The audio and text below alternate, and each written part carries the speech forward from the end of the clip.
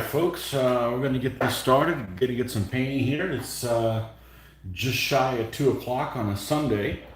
And this morning I just finished up the last pikeman for the first four figures of the Scots here. These are the Scots pikemen for the Edward the Bruce's force. So that's what we got done. So now we're going to work on the next set of four. All right, and so put these guys off to the side and see where we left off here.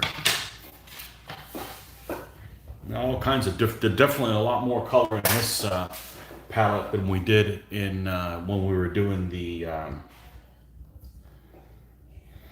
Irish with the saffron stuff. Not a whole lot of coloration here. So our candidate for the next guy is we're going to paint this guy with that has this Sassanid type cap. We're going to go ahead and paint him up next and start off with him here. So let's see, I ended up putting everything away because that's what I have to find. I find myself having to do that in between figures, is basically put all my paints away. They like to come out and encroach on all my area. So okay, so let's similar to this guy that we have here. It's the same figure as this person, so we're not going to use a medium brown jacket for him. We're going to use let's use a Cote d'Arms paint, and this is exactly what I was thinking. This is the khaki color, which is kind of has a little bit of a green hue.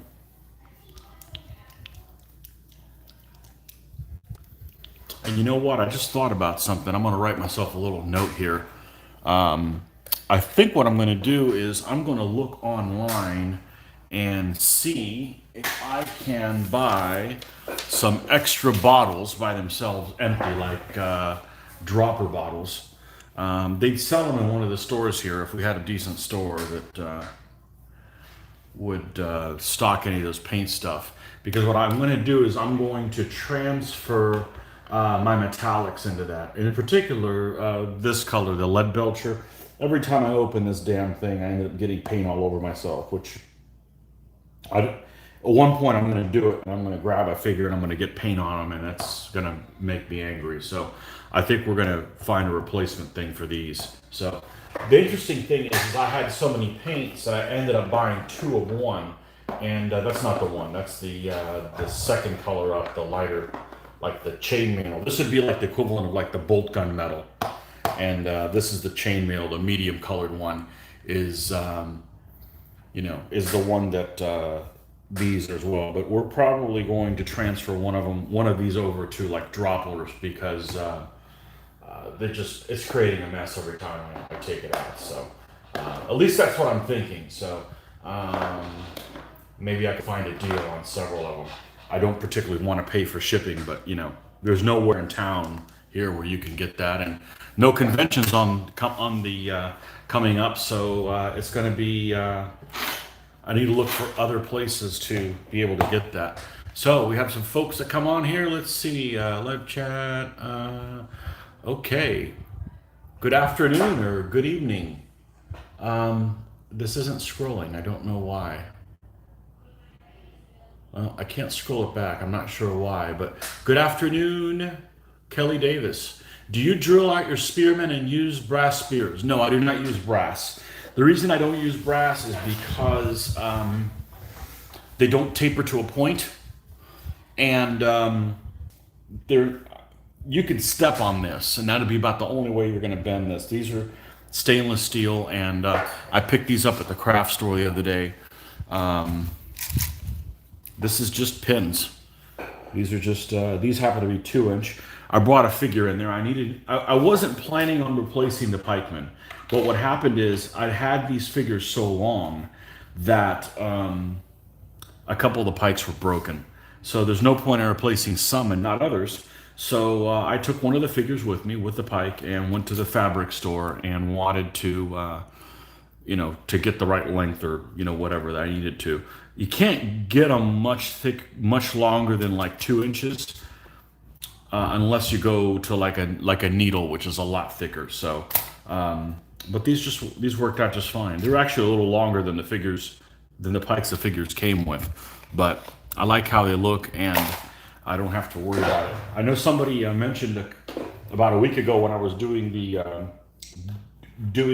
actual replacement, and I've got one of my videos. If you go back like about a week, I did the drill out.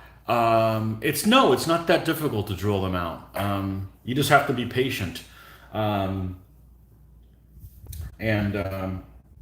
yeah, go back like a week and see what I ran into a couple of hiccups, but I was able to solve it. It's not a big deal. Somebody asked me, they wondered why I didn't use the Zyston ones. And the problem is every time I've ever tried to order the Zyston time, that even if somebody had them, I don't want to wait a week to get them, or 2 weeks, or however long it's going to take from a supplier these days, because the jury's out on how long it's going to take. I've got an order that was shipped on the 13th, and I still haven't received it. So I'm not going to worry about it. I'm just going to power through, and I got plenty of other things to do. So. But that's why I replaced them. I didn't replace them just for yucks. I replaced them because, they didn't have any. And now you don't have to worry about it. Like, you can, you file these things down so you're not poking yourself at all. If I hadn't done that, I would have, well, I would have bled every single time I poked myself like that. But,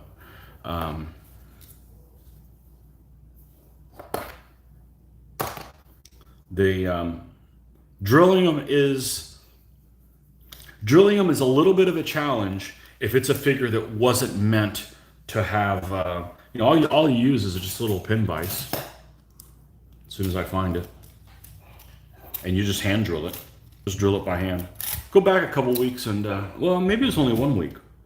And check out, I did a little, I think it's called replacing pikes or drilling out pikes or something like that.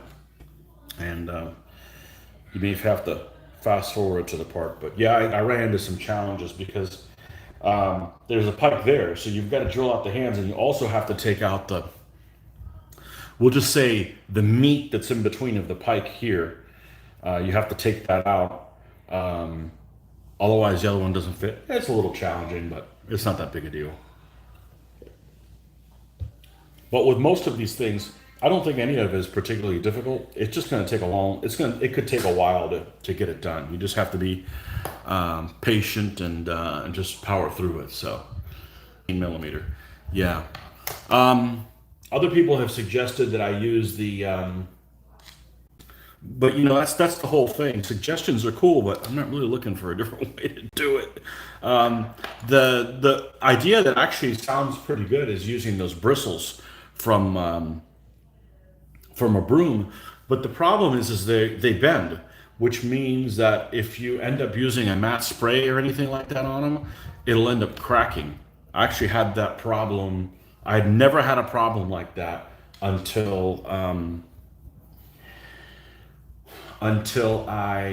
bought some rubber terrain and decided to paint it and decided to seal it, and it cracked all to hell. So, I'm not a fan of. So what do? I'd have to put those pikes in after the figure's completely painted and sealed, and I don't know. That's just another step that doesn't need to be done. I've had these needles, my type of needles, and I did them. That was like my 4th army that I did. So I've had them for every bit of 15 years, and one's never broken off. And I've been very happy with them. So the trick is, and they're really inexpensive. I mean, it's almost embarrassing how inexpensive they are, because these 40 of these cost under $3. So it was really inexpensive. So okay, back to cooked yarns. My favorite one. Is it my favorite? Yeah, it's probably my favorite paint. It's my favorite paint from the standpoint of how it applies. So let's push this thing down. I finally replaced my paper towel and got a brand new one folded over, but we're going to put some clippers on it, kind of keep it from jumping out here in the corner of my vision and, hey, look at me, I'm over here. What? Huh? Oh, it's just a piece of paper waving. I distract easy, so we got to keep myself on target. All right, so let's mix some of this some black in here. Yeah, I had a record yesterday. It was like 4 hours and over 4 hours and 15 minutes painting. Well, painting, talking, etc. So,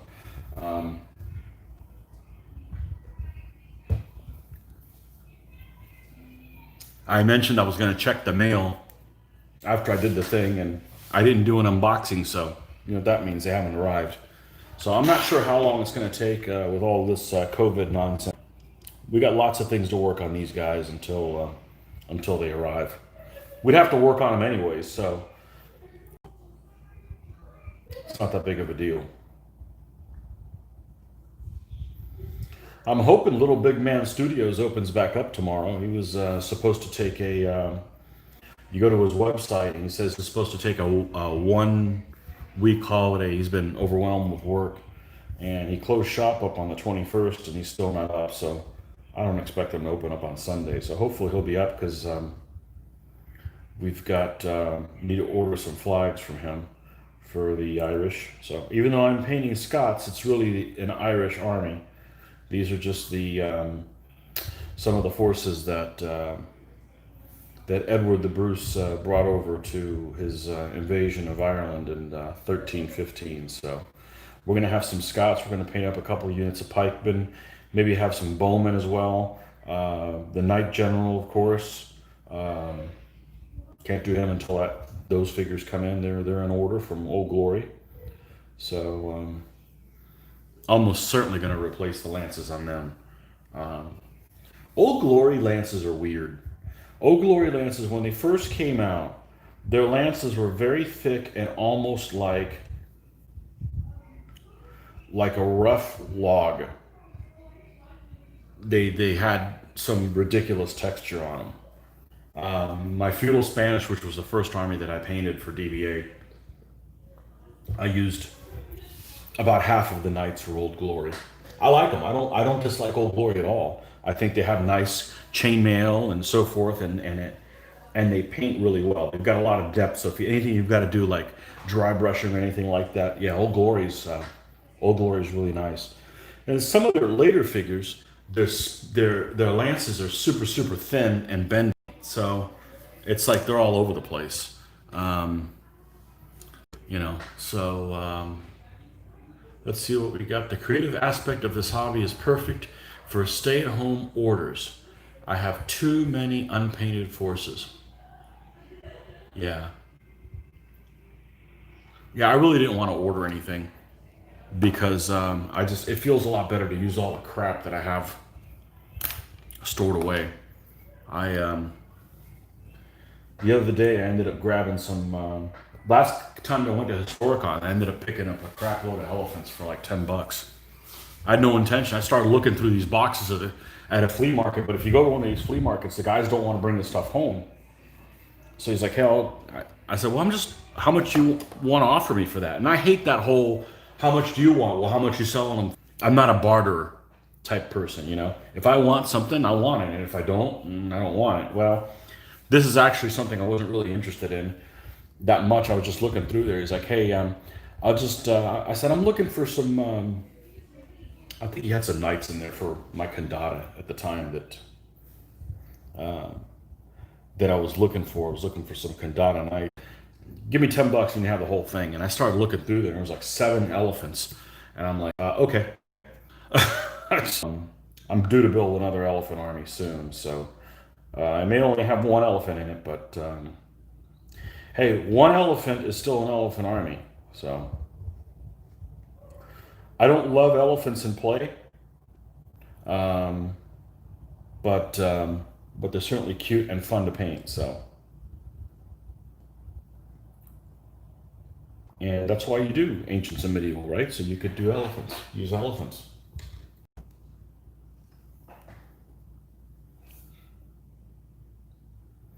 So yeah, I was looking through all my figures for a couple people had asked me if I had extra figures for something or another, and I'm like, I think I do. And memory's only as good as you remember it. You think you have something, and then you don't have it. I actually didn't have the knights for these Scottish period guys, so I had to order the knights. So I thought I had them, but I didn't. But, but I'm not really in the mode of buying other things. You know, I'm kind of gotten out of that. Um, if I need it, sure, but not just because. So,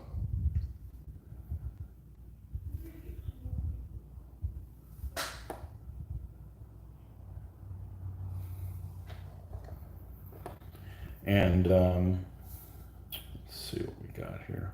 I'm gonna paint a little bit more of this. We're gonna eventually come up to this. I don't know if you guys can tell, but there is a little bit of a green hue to it. It looks really similar to a Vallejo color that I have that is called Japanese Uniform. And is this it? No, that's dark yellow. Yeah, you can't go by the name of things. Like, for instance, let's say you're doing World War II stuff and you want to paint some German tanks, right? Well, everybody knows they're armor dark yellow or Panzergelb or whatever it's called. So you think, oh, okay, this is dark yellow. This is a color I should use. If you end up painting your German tanks this color, they're going to look horrible because this has a lot of green to it. This has even more green to it than this. But anyway, so I do have a color called Japanese Uniform, and it looks really similar to that. And that's what I kind of reminds me of that. So don't go by the paint color, what the paint color name, because that's, you know, sometimes it's false advertising, you know.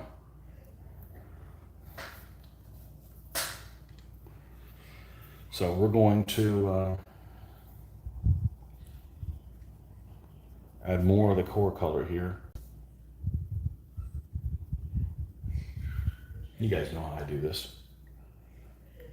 I don't use the three color method. I'm making, you know, like 6 or 7 shades and bringing it up that way.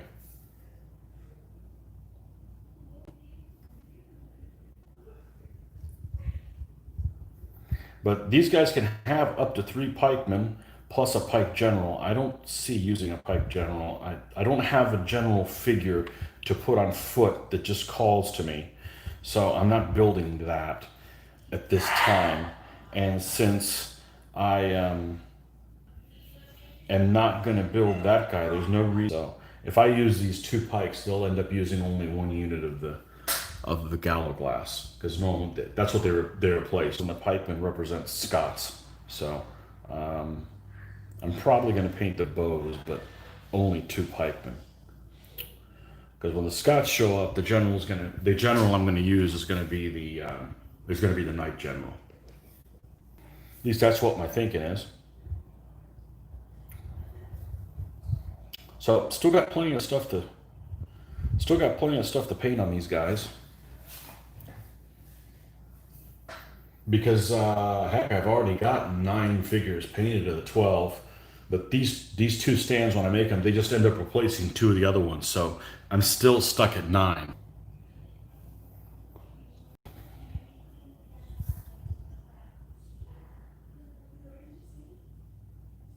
The past, and that's how I'm going to build them. And I think because we're doing all these wacky type of games where you have to have a minimum number of auxilia, you have to have, you know, other things. Like for instance, these can also have, instead of the blades, they can have fast auxilia. I'm probably going to build those, even though that's, you know, they don't need any more light troops. I mean, they got 6 skirmishers, you know, half their army skirmishers. So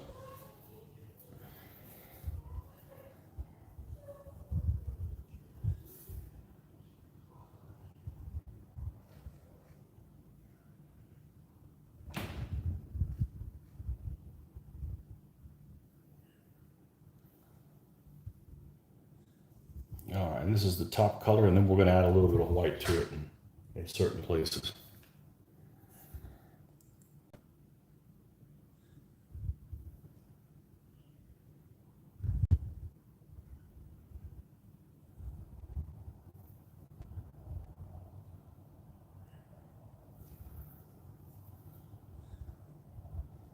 But these are not the best castings. As a matter of fact, I probably wouldn't even recommend people to paint these figures.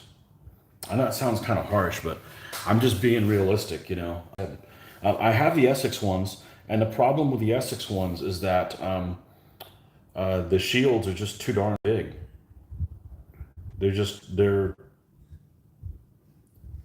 They look like hoplite size shields for, you know, they should be bucklers, or as someone mentioned, they're a targe. Well, they're not like a full body shield. You wouldn't be able to handle. That's the only problem with the Essex ones. They're fine other than that. I probably would have replaced the pikes on them as well, because they're a little on the short side. Essex spears are weird. And then I saw somebody do something super cool on Essex. And I'm like, I'm doing that next time I have to play it. You know what? I just successfully pulled myself off task. So I'm going to show you guys so you see what I'm talking about. To me to do this. Never occurred to me to do this. And it's a great idea. And I don't remember whose side I saw it on. Let me see if I can find some of these pikemen that I'm talking about here.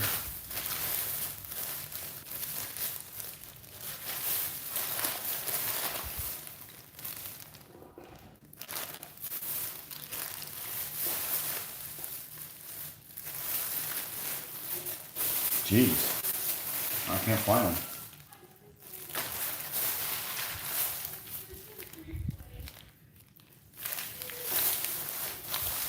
I'll have to dig through the auxiliary as well, because those will come up at a later point. I use for the Saloy, but we're going to make sure they definitely have shields on all of them.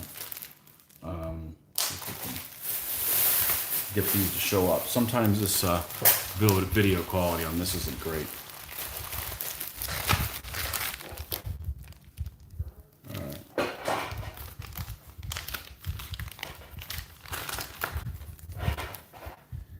Okay, you can see the shield that these guys have. This one's not horrible. That's what happened. That's why I couldn't find them. All right, let's have you take a look at some. Here's one. Here's another pose.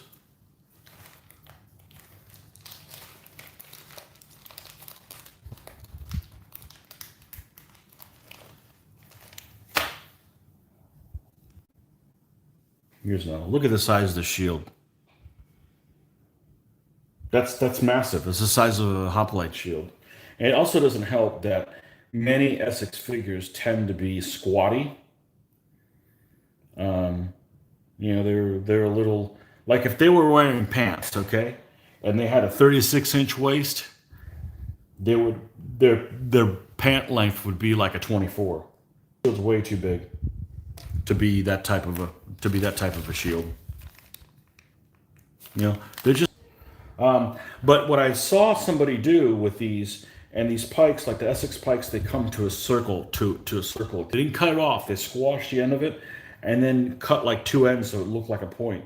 It was brilliant. It looked amazing. So I'm like, oh, I've got to try to do that next time that I find myself using some Essex figures, and they don't, you know, because you don't want a pike with a round head on it, you know. But the problem with these is if I was going to use these figures, I would go ahead and I'd snip off these spears and drill them and put some metal pikes on them, because these guys are really bendy. Essex is still using something that has like the old school figures that has, or at least the ones that I have. Maybe not on their current castings, but they're using figure. These all have an earlier alloy that has a lot of lead in it, and what that means is they're very bendy.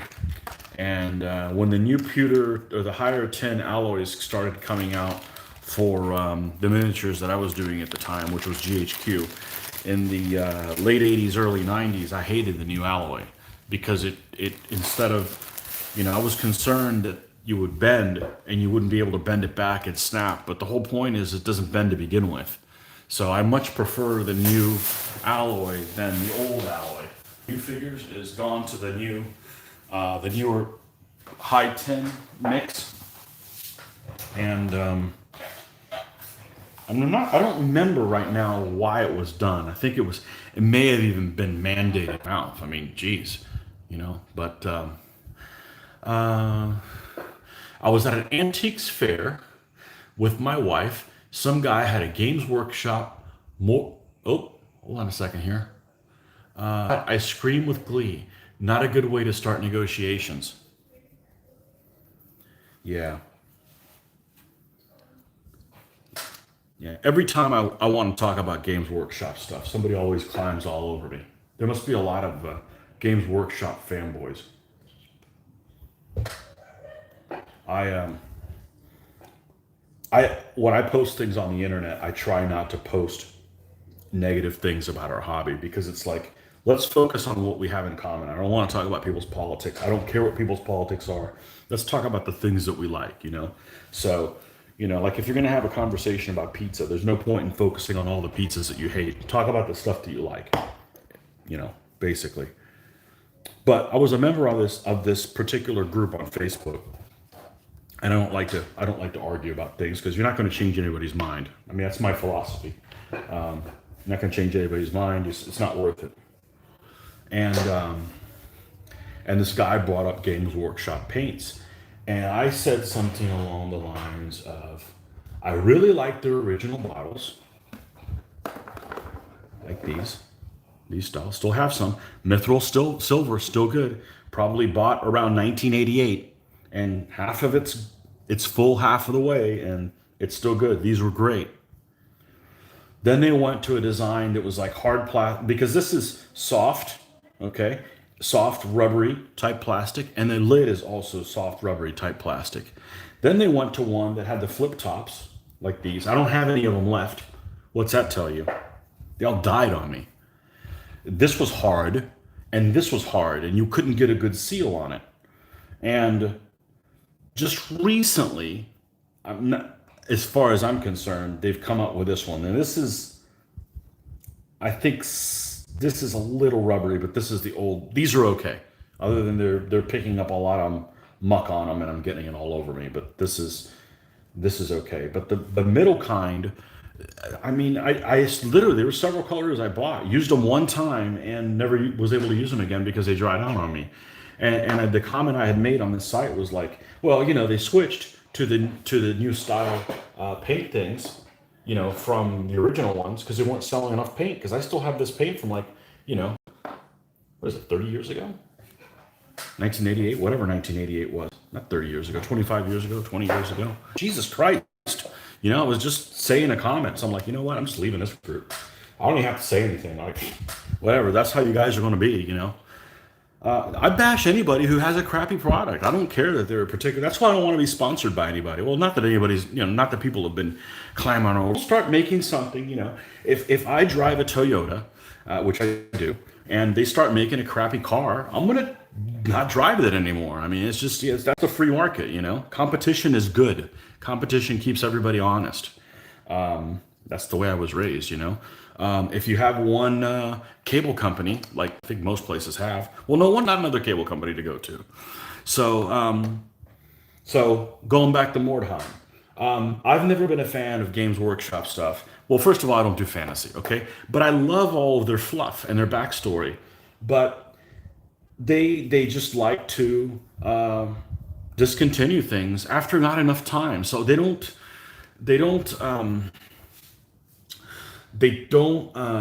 inspire me to jump on their bandwagon because I know at the end of doing things for, it's for a really short amount of time. An example I use is Monopoly. How long has that Parker Brothers game Monopoly been in production for? Since the Great Frickin' Depression, okay? And they still 5 years, 10 years, okay? We're not asking for a lot, but to discontinue something after, only a short run, it's like, okay, well, it's just me, specifically for me, but it's like, it's hard to get on their bandwagon and excited about things when it can just disappear at any moment. Mordheim, I've heard great things about Mordheim. But it's out of, I don't know. Well, it is a business. They can do it. I'm a fan of it because it just doesn't appeal to me. Same thing with anything that's Codex games. Like what's that one I was talking about the other night that I would love to play? Saga. Okay. I would be more like all the nations are out instead of like, okay, well, you can only do these four now. Because I do DBA, okay, and like every army's available when it's kind of the same thing. Like, okay, are you gonna watch a show on Netflix one at a time, or are you gonna wait till they all get released and binge watch them? I'm a binge person. I'm interested in all that it has to offer. I don't like all we can do is Germans and Soviets right now. We got to wait 6 months for them to do Americans and stuff. I just, that's not a model that works for me. Games Workshop is very popular, and so is Flames of War, who also has that type of business model. But good. But now Mordheim, you go and buy Mordheim. Mordheim's been out for. It came out in the late '90s, didn't it? I remember there was a store that I used to go to here in town that had Mordheim stuff, and I don't know, I mean, they might have ran 4 or 5 years or something like that. I'd be tempted, now it's like, okay, they're not going to create more factions and stuff for it, so now might be the time to do it. But it looks cool. You only have to paint a few different figures. So let's see. Let's go back and not a fanboy. It served as a gateway to all these other great stuff. Yes. Tony gets sidetracked? Nah, it doesn't happen. Oh, I love it. I love getting sidetracked. Mordheim was their best game. Fantasy skirmish. And you're not the only one to say that. Many people have said that. So it's, they definitely have. So it's like, why did you guys discontinue it? Ford doesn't stop making an F-150 truck. They've made it forever. Why? It's their best selling truck. It just doesn't make sense to me. Fantasy skirmish warbands fighting over loot in a ruined city. Yeah, it seems like it would be great. Same thing with Hero Quest. Okay, I played the hell out of Hero Quest I bought their app. It's on the phone, and I played it once with 3D terrain one time, and it was a hoot. Everybody loves Hero Quest. Nah, don't make it anymore. Why? It's okay. I mean, just update it. I don't know. You could do whatever you want with your company. I'm just saying that it just doesn't make any sense from an outsider standpoint. Yeah, Hero Quest and Mordheim never had anybody say anything bad. What was the other thing? Lots of people liked. Was War Master also Games Workshop? The little 15 millimeter fantasy, or maybe it was 10 millimeter. People loved that. Man of War. People loved Man of War. Disappeared. I always wanted to play their Car Wars one, whatever it was called. I mentioned it the other day.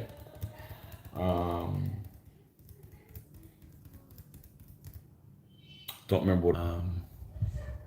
Yeah. Not sure. Not sure. Oh well. I'll tell you what I don't like. I don't like plastic figures. So, but I think just about everything they ever made was. It's funny because I call them Citadel forever because that's what they used to be in the '80s and stuff when they came out. When their stuff came out, it just blew everything else away, how it looked and everything. The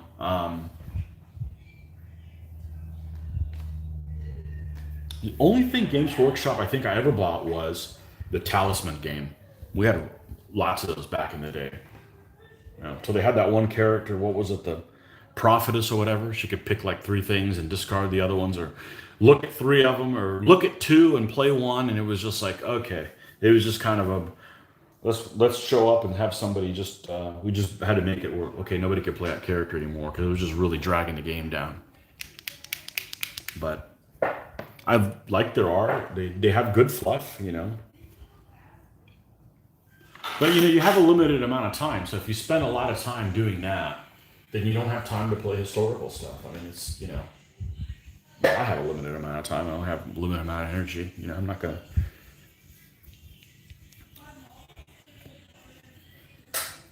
Get involved in that.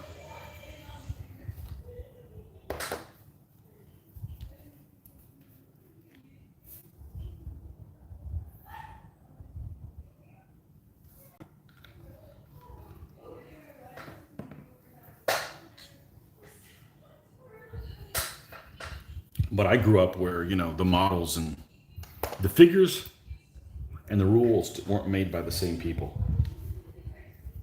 And that's kind of a thing now. I think it's kind of strange, but whatever. That's, I mean,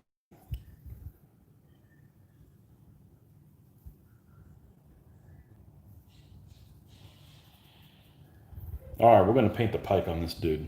This is kind of the common color we've used for everybody.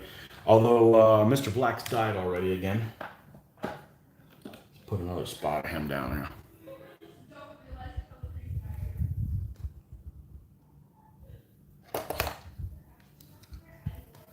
Dark Future. That's the one. Dark Future. Yeah, because it came with some plastic cars. But you could use all those Hot Wheels and modify them. And I've done, how many cars have I done?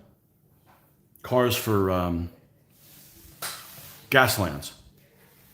That's the plans. I'm not painting stuff for DBA. So Gaslands is a fun game, especially with people that are really bad drivers.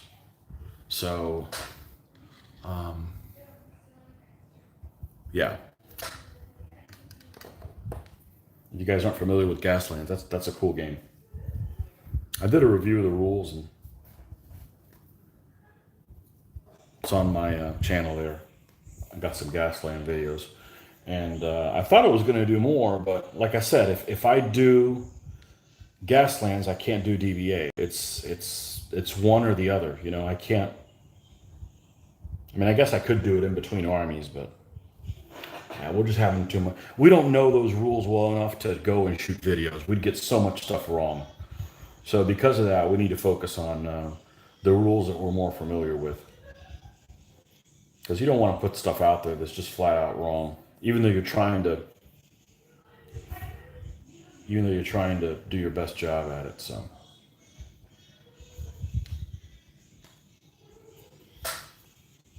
leading people astray is not my idea of a good time. But it is a fun set of rules. But it takes forever to play compared to DBA, And as a matter of fact, the last time we played, we weren't able to finish the game due to time constraints. So.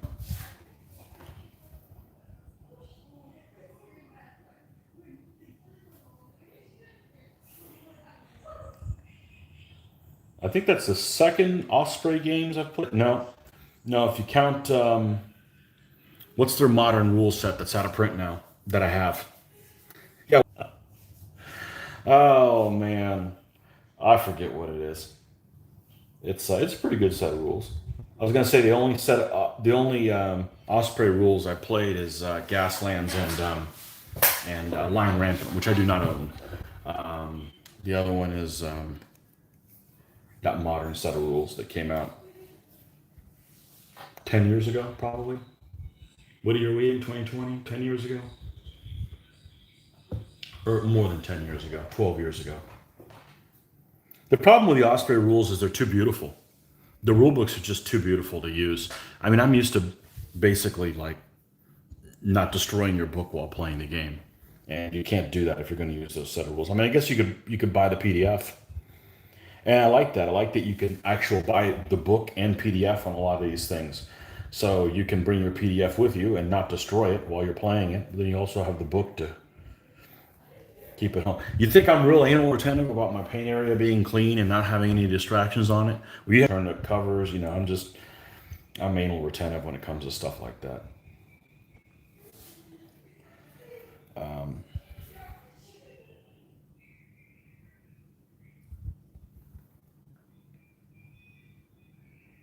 Yeah, and all the Games Workshop stuff looks very nice too. Rules and stuff.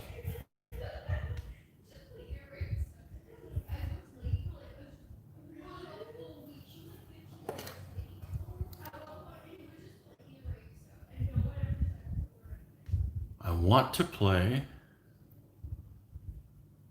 Gaslight is the first one, and I picked up the second book, and I bought the second edition book on PDF because it was like $3 or something. I'm like, okay, well, I'm gonna keep that.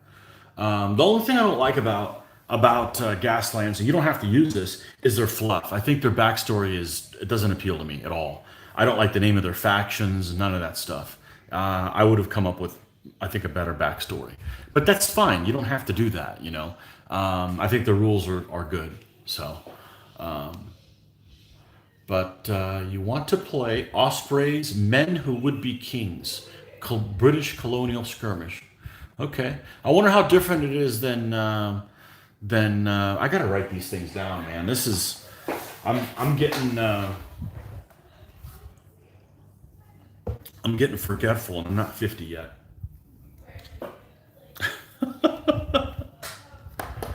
Oh, Larry Brahms rules. I wonder how different they are from Larry Brahms. I like playing different set of rules. I just can't.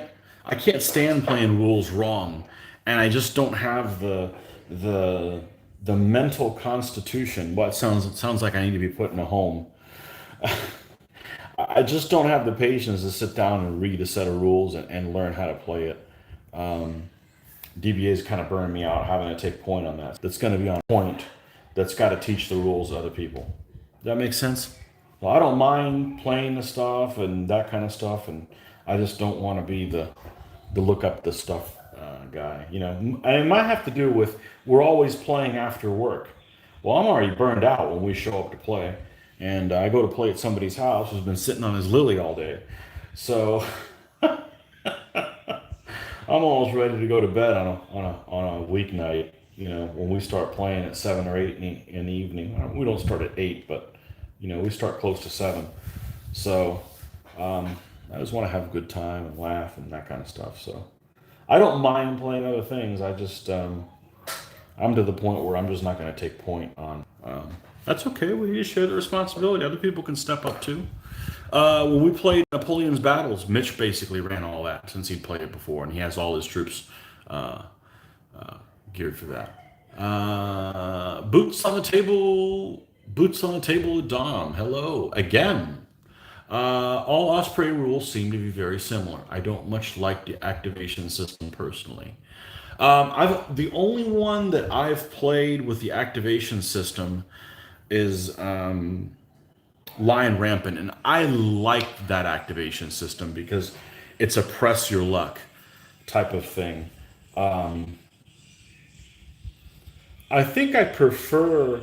I don't know if you guys play any board games, but I like the activation system that has. I also like. I don't like I go you go, where one side moves everything and then the other side moves everything. I would rather it be unit by unit or that kind of stuff. I like chaos. I like things you can't control. So I'm not a big fan of like pre-planning how your battle plan is going to be. I'm more of a fan of how you react to situations on the fly and things not going according to plan. But that's just me. Some people are, you know, like to plan everything out. Force on force. That's exactly what the rules are. Yeah. There's things I liked about it and things I didn't. But yeah, the set of skirmish rules that I played for World War II was we were coming up with a set of rules back in the '90s for ourselves, not to sell them or anything. I mean, you know, and we settled on a set of rules called the Face of Battle, and they're out of production now. But they're super particular. But that's what I like for World War II. So if it's not World War II, I can handle stuff that's more abstract or more generic. But if we're doing World War II, we want the whole thing for me. Or I'm just going to be that guy that's not going to be happy with the rules. But that's fine. So I don't play World War II anymore. That'll work, you know. So I was okay with force on force. I didn't like where you didn't know if the guys were knocked out or anything, but it made for an interesting narrative. I played a couple games with it, and it was, you know, it was fun. I didn't much care for the Iraq stuff. As you guys know, if you heard me talk about earlier, I don't want to play Americans. I'm already American. It's kind of boring playing Americans. I want to play other people. So, yeah, the luck thing annoys me. It seems to be all or nothing. I'd much rather have something like sharp practice cards, still random. So that's like card activation. I don't mind those either. What I don't like is games that use cards to resolve combat. And the reason for that is because two things. I don't think you get a good shuffle with cards. I think even a bad even the dice I was using the other night, that Arabic dice, that just left me flapping in the wind. You get a better randomization than cards, and I hate shuffling cards. I don't mind them like for extra activity. I don't mind how they look. I just don't think you get a good shuffle on them, and I don't like them for resolution because, like, if you got something like Combat Commander, I would love to play that game. I just don't want a game where you have a card that has all this information, but you get to see all the information except on the entire card, like it might be Stuka attack.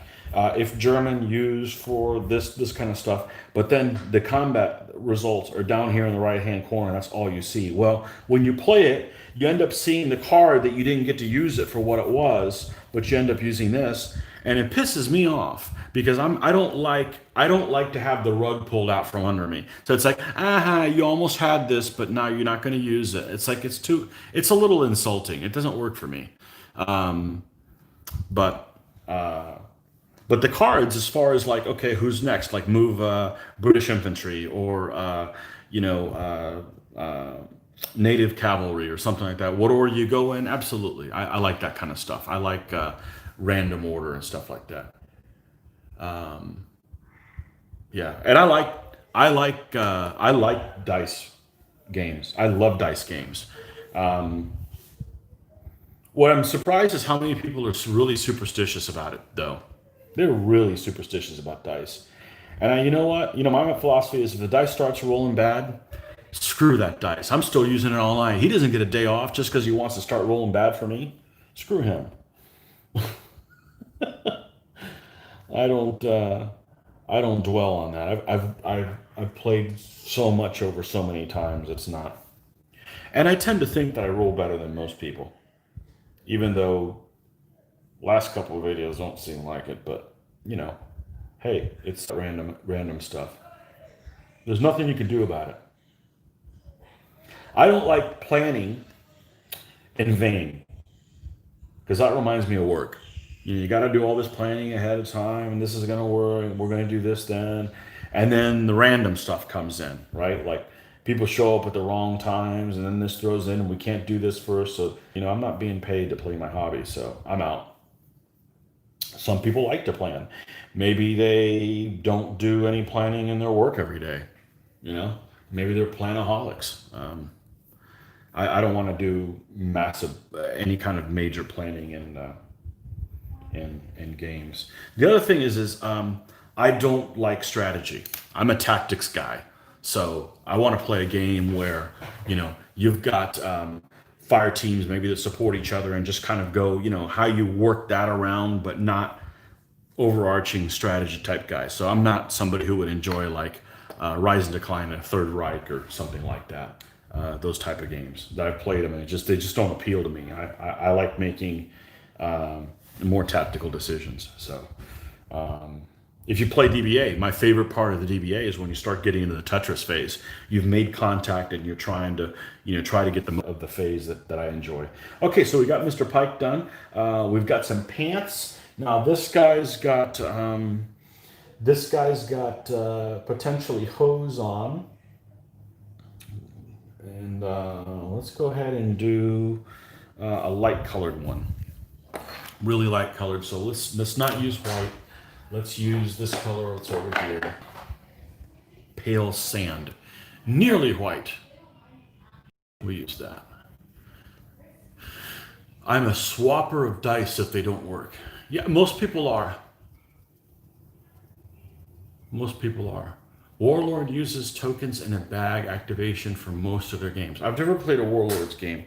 Hey, didn't they recently come up with a World War II naval game? And I was watching that on one of the sites and recently, and they made their own miniatures for it. I think that's one of the things they do. They play their own, they make their own games and they make their own miniatures for it. And I think the miniatures are kind of like in an off scale, so you can't, so it's difficult to use other miniature manufacturers in it, but they're cast on like these waves that are really, really big. And man, it was like 40 people in a row complaining about them. I'm like, oh, you think they would have tested the waters before, literally, before they flip flop? And it was like, wow. It was, they have two World War II naval. Yeah, not the PT boat one, not Cruel Seas, the other one. Yeah, but everybody's comment on that thread was like nobody was like, "Man, you need to just mind your own business." It was just everybody was just ripping them about them being on these thick stands. The stands were as thick as the as the height of the deck off the water, so it was pretty significant. You know, it was pretty significant. So yeah, victory at sea. I think that's what it's called. Yeah, but everybody was ripping them on the stands.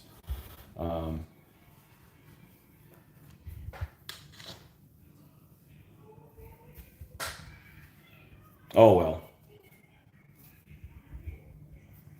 certainly they got to test the market, right? They got to be like, okay, are people even interested in gaming this kind of stuff?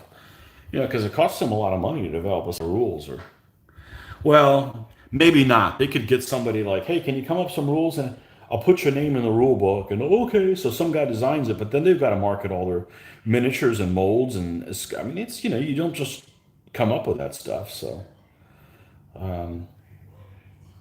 I remember several years ago they had that what is it that Axis and Allies games that had the collect. I don't like collectible stuff because collectible means throw a lot of money at something and hopefully you'll get it, or you just buy them separately. But so that's not really geared for someone like me. But they had those Axis and Allies ships, which looked pretty good. But I think that's not a thing anymore either. They don't make those anymore. That was really popular, like maybe 8 years ago. There's people at conventions playing that all the time.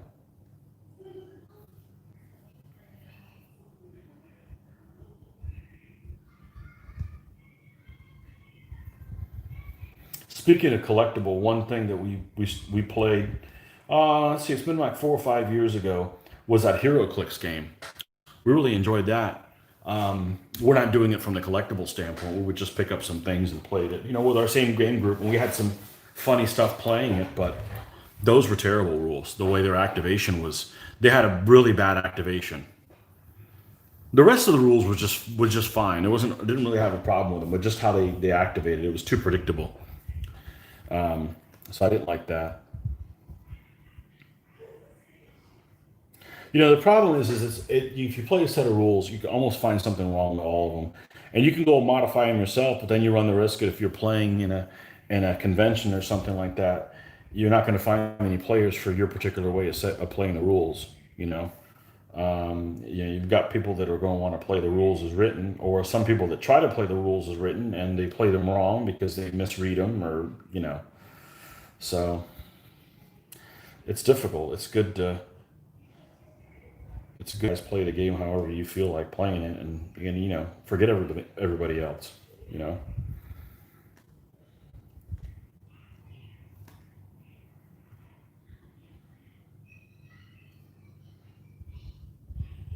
I know there's some that I've come across that you're like, man, have these ever even been play tested? Or did you play test them once and that was? I feel like our game group plays things pretty hard. I call it trying to get advantage out of it. And if something's cheesy, you admit it's cheesy, but it's allowed to do in the rules. Now, if it's something that breaks the rules, that's different. But you know, like the BUA rules and DBA, I think are okay. Littoral landings, they're stupid from the standpoint of realistic wise them because they add another dimension to the game, another flank you can be attacking. But realistic wise, they're done. They're not appropriate for what's really going on. But are they okay in the game? Sure. They're not. I don't think they're broken, and we enjoy playing them. But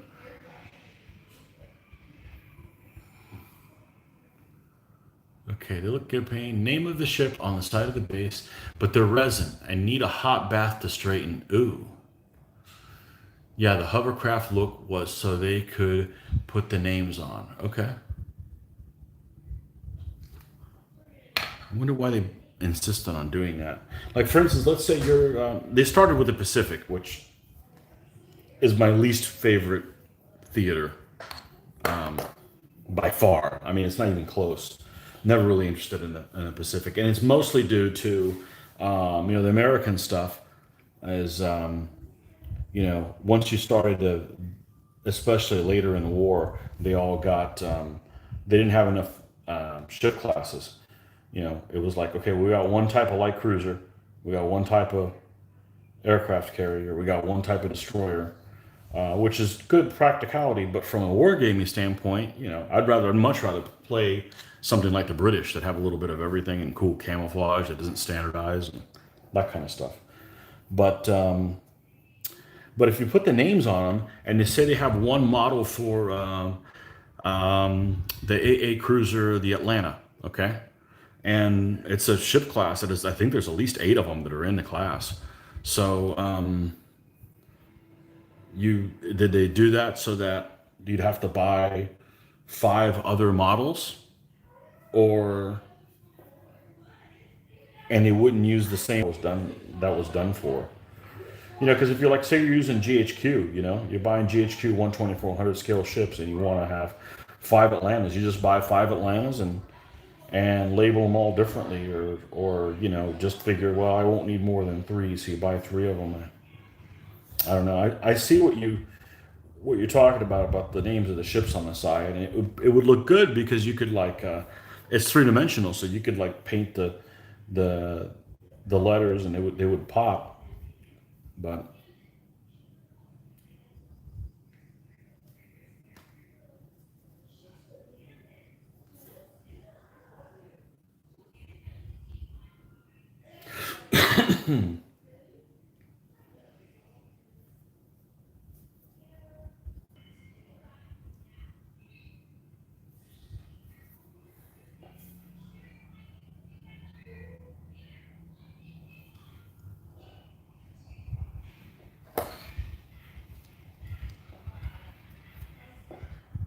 okay, let's see here. Warlord released SPQR, Ancient Skirmish, that had a huge error in melee combat that resulted in large warbands easily defeat Romans. Oops. Don't talk about SPQR. That was awful. Must have had no playtesting. Yeah. The game, and was that more of like a Warhammer Ancients battle type scale, or is it something more like I believe is what it's called. Is it more like was SPQR more like Clash of Spears, or was it more like a War 150 to 200 figures on the side?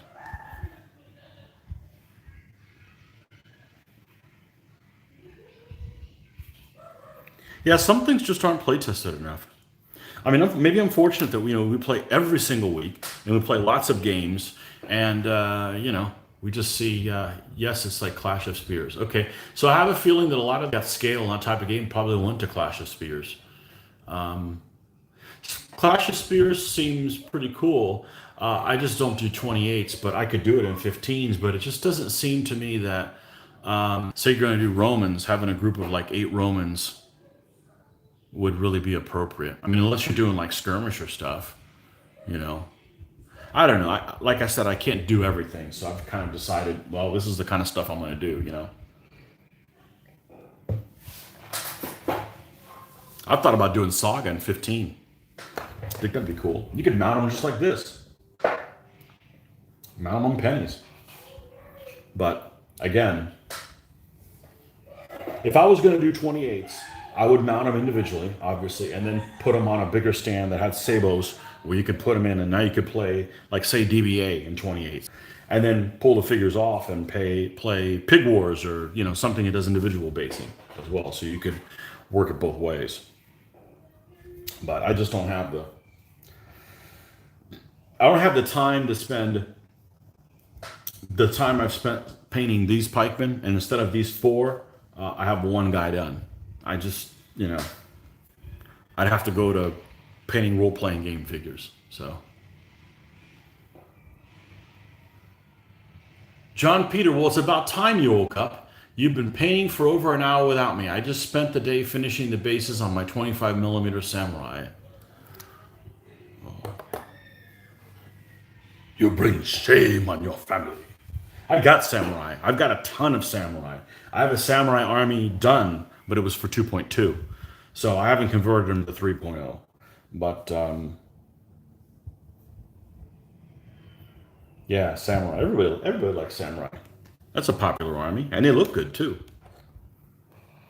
and they're exotic.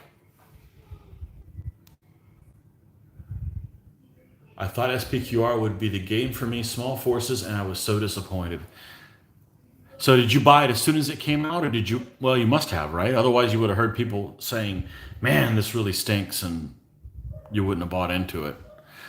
But they still at least have figures for it. So, Warlord makes figures. I mean, I don't like plastic figures, but they look good. I've seen people do unboxings of the Warlord figure. I just don't like the oh, you pre-ordered. Yeah, I don't usually pre-order things. Um, but hey, at least you could use cost was so. Um,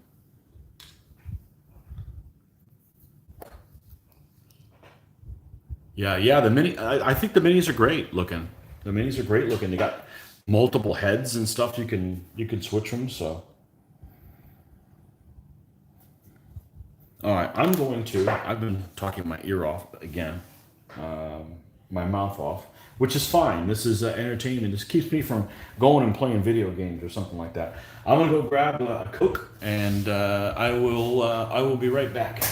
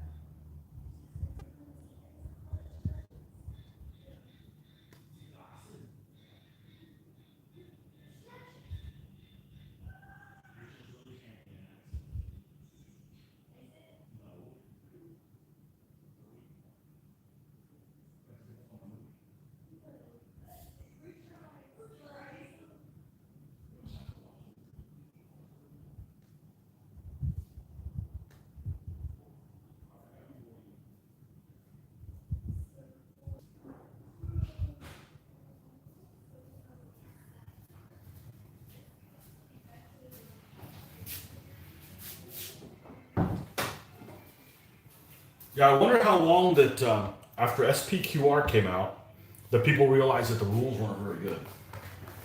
I wonder how that is. Now they have other games too, right? They've got because Warlord makes like they make Renaissance and type figures, right? Don't they make like a pike and shot rule set? Are those any good?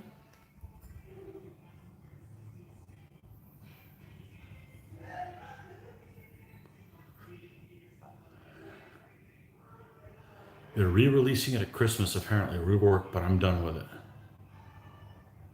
Yeah, yeah. You kind of have to think, okay, we're going to redo these rules, and they're going to be better.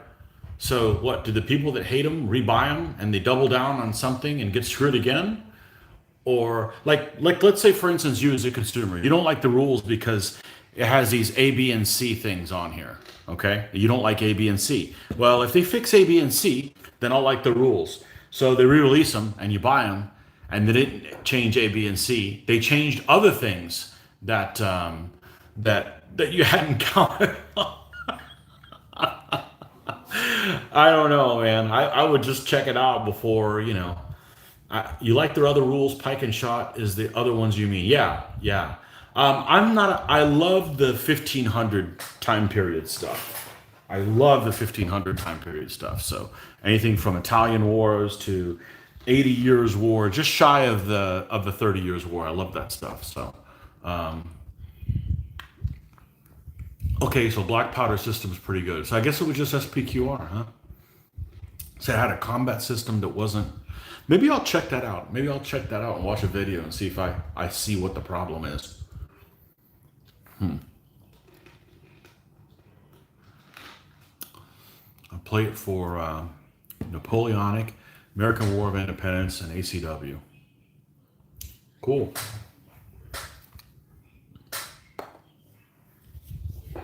The You're in the UK, right? Is ACW popular in Europe? I wouldn't think it would be, but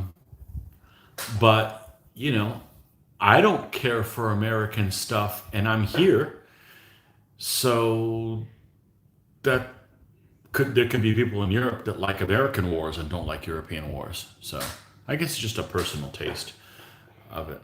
That's right. They make bolt action too. Okay. The big error in SPQR was that the entire mob rolled attack, not just first and second line. 5 Romans will always lose against 30 Gauls. That's funny because I think the warband are underpowered in DBA, especially against mounted. Oh dear God. They also do bolt action too. Yeah, I've seen bolt action being played. Didn't apply to me. Like I said, when it comes to World War II, I'm really picky. I want ridiculous amount of detail. So bolt action really doesn't appeal to me on that. But that's okay. I've played lots of World War II. So if I've never play another World War II game again, it's okay. Gaming historical stuff makes me want to read about more things. And I'm perfectly fine reading about other subjects that aren't World War II. I've read about lots of World War II stuff. So that is just fine. I ran a set of rules that I liked, the World War II set at a convention in 2004, just before I got involved in DBA. And the problem is, even with a small scenario, we only got maybe a third of the way through. And it's like, okay, well, who the hell wants to play a game? I mean, after you've played a game that finishes every time you play it, who wants to play a game you don't finish? That's a waste of everybody's time. That's like, we're going to watch the first 30 minutes of a movie. Well, why even bother watching the movie if you can't finish the movie, right? That's my philosophy anyways. But so I'm like, okay, well, when we have a place to leave things set up, maybe we'll try this again. And we could probably be playing it now because we have a place to leave things set up from week to week. But nah, we're good. We're more useful doing the type of videos that we're doing these days. So, okay, let's go ahead and do the flush. You know what time it is? It's time to do the famous flush mix.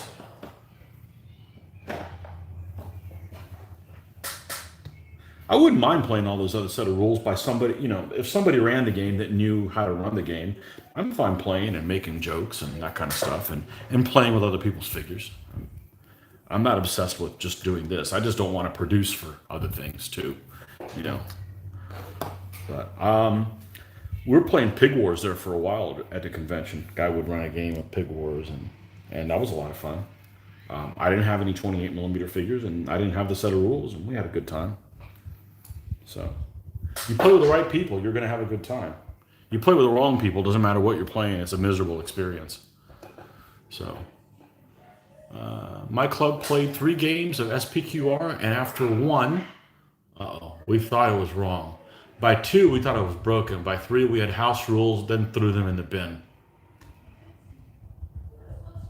That's a shame. Hopefully you painted with unpainted figures and didn't spend all this time painting figures for a game you hated. You could probably use them for other rules. So, that's not totally bad, but that's like, where's this bastard I got up here? I got this guy up here that I really should do something with this. So a buddy of mine was coming up with a set of rules for like wooden ship and Iron Man time period. Okay, so it was like sailing ships. All right. And the rules that were out there he wasn't really happy with. So he came up with a set of rules and they looked like they were pretty good. But so we're going to have this game and, I was a procrastinator. So the day before I was up all night. I think I spent 20 hours painting this one ship. These are GHQ miniatures. This one 78 gun ship of the line. So I can show it to you. Now it's been kind of it's fallen and it's been mistreated or whatever.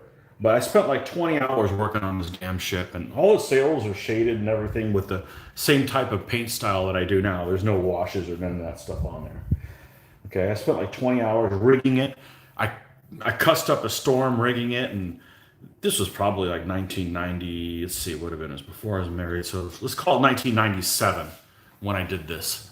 Okay, played the game, spent like over 20 hours working on this, invented like 6 new cuss words. Played the game once, hated it, never played it again. So yeah, you got me too on a game. Yeah, I don't like the sailing ship games. I don't like the sailing ship games of that period because it seems like everybody has almost the same ship. It's just the crews that are different, and it's very much like, okay, well, you got British against French, the British are going to win, on equal things, and French will beat all the Spanish, and and the Americans will just. And I didn't care for it. I didn't care for it. It wasn't for me. So you need to check out Infamy. I saw Infamy recently. Man of War fleet did not survive the years with sails intact. Yeah.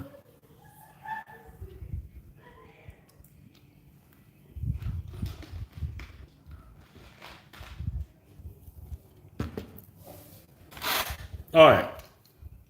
Where the hell was this? Where the hell was I at with this guy? We're doing our flesh mix. Sounds like an adult topic. We're not going to have those on here. It's not that kind of channel. We don't want to get banned by YouTube.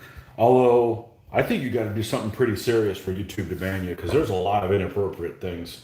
And I'm not a prude by any stretch of the imagination, but there's some things I don't want to see on YouTube. You know what I'm saying? And they're on there, and I'm like, man, that's kind of extreme. That's kind of extreme. Okay.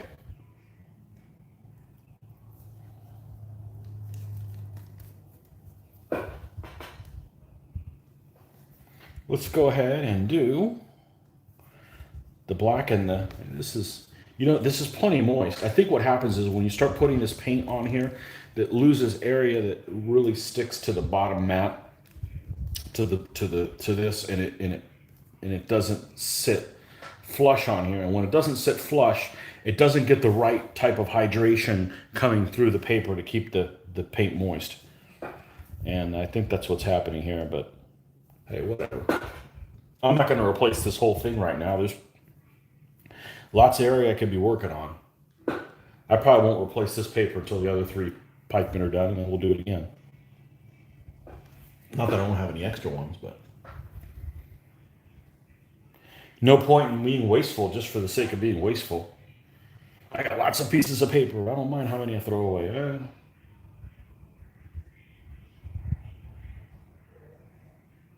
So let me think if there's any other set of rules that I played once and just said, screw you, I'm not playing them again.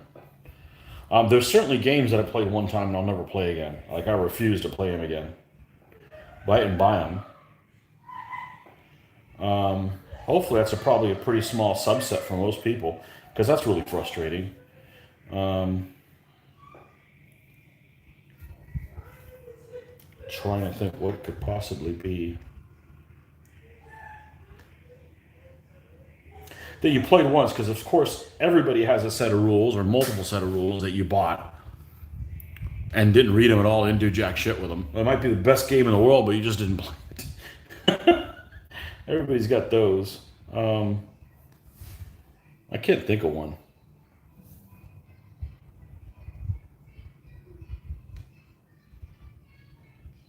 Can't think of one right now. Other than this one, but I didn't pay for them, so.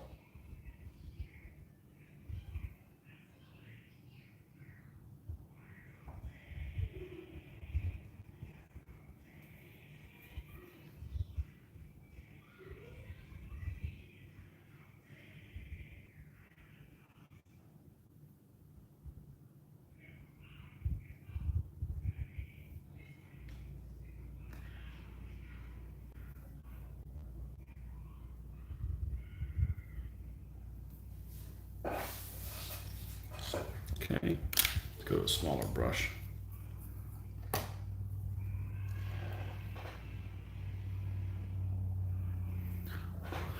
Do wet palettes require a special kind of paper? Yeah, it's like parchment type of paper, but it comes with a wet palette, so it's like pre-cut for this. But I believe it's I really want to play the classic BattleTech. Yeah, we played that.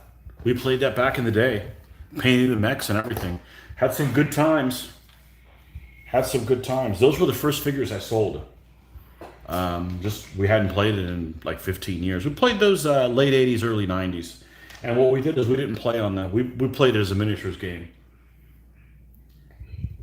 So we just turned it into inches and just played it as a miniatures game on, like a board with trees and lichen and that kind of stuff.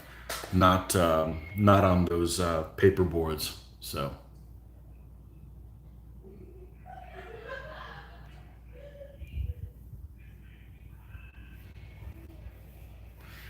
Nice thing about a large group is the players less of an interest. We play a lot of different things, and not all of them grab my enthusiasm.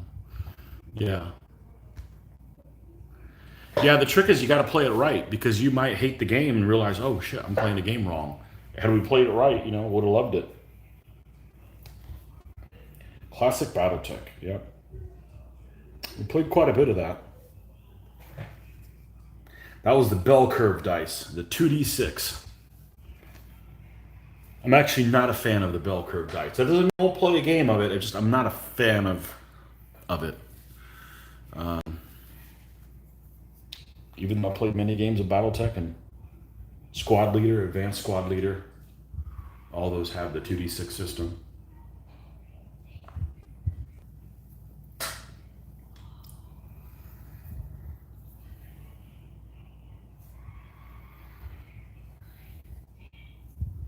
Classic BattleTech. We liked, what was it, 3025, but then when they came up with the freaking clans and all that stuff, that just like, oh, no thanks. Yeah, and they got like a Hero Clicks game too, right? They got that came out for BattleTech, and then they've got.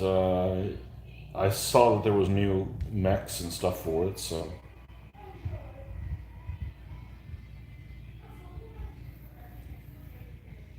I had about 40 mechs painted up. I think we dry brushed them, painted some details on it. Look good. I don't know. Look at my stuff that I did that long ago, and I wouldn't be happy with it, but.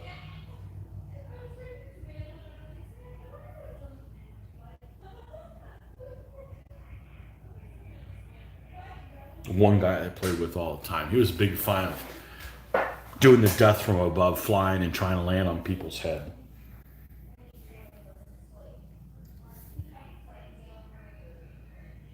I didn't ever want to do anything that invoked a piloting skill roll, as I didn't want to screw myself, you know. So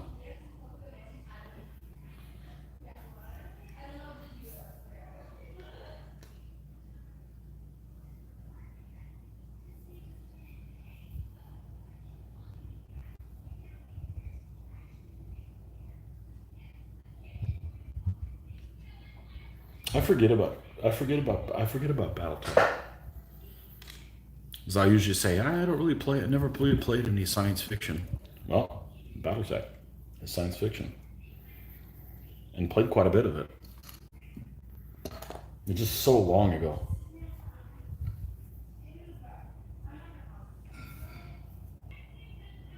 I think it moved pretty fast too, right? It was a pretty decent moving game.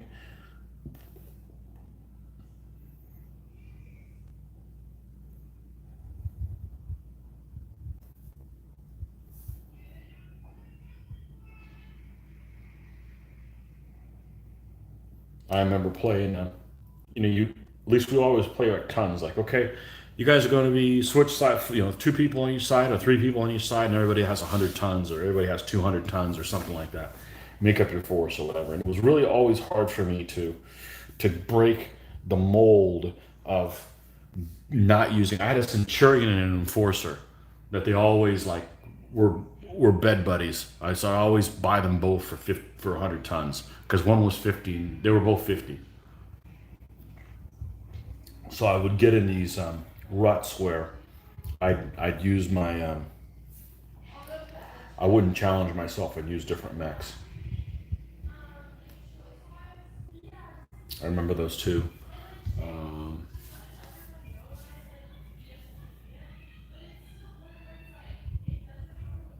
one. I always liked that one.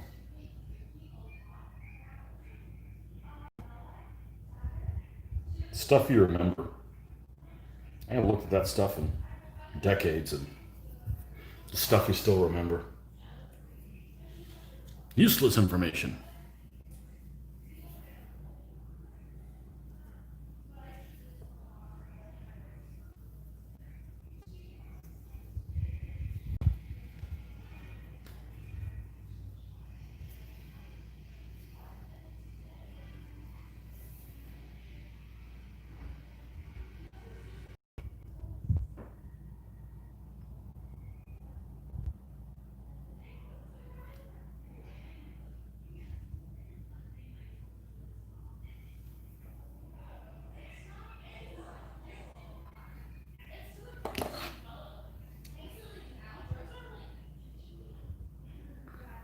I really liked BattleTech before they got in trouble. Changed the look to be very angular. We played a space game with spaceships in a large room and soon figured that we needed more space to play. We just flew by each other and couldn't break fast enough to even stay in the room. We realized that the rules were not suitable for the figures and might work on a computer. One game and never again. The ships were nice though. At Gen Con 30 years ago, all right, let me do some math. 1990, okay, cool. I was at a BattleTech tournament and crossed a river and fumbled my piloting check, fell on my head, and died in the first round before a shot was fired. It was always fumbles. Played aerial combat in World War One. Son loved it, not my thing. Yeah, I've got the whole Wings of War set, the first set, and like all of the and I haven't played it with our group. We've never played it with our group. It's a beautiful looking game. I've played with it with some people that I knew that were running a campaign online. But when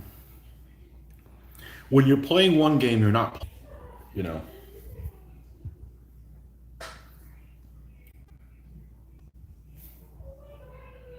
I don't dislike that as an aerial game because it moves pretty fast. What makes a bad game, it's like, okay, when's it going to be my turn again? You know, like you go, your turn comes and you don't do anything productive or you miss or you don't get anywhere. But all right, so you want another turn of trying to go again. If your turn comes every 30 minutes, that's not a good game.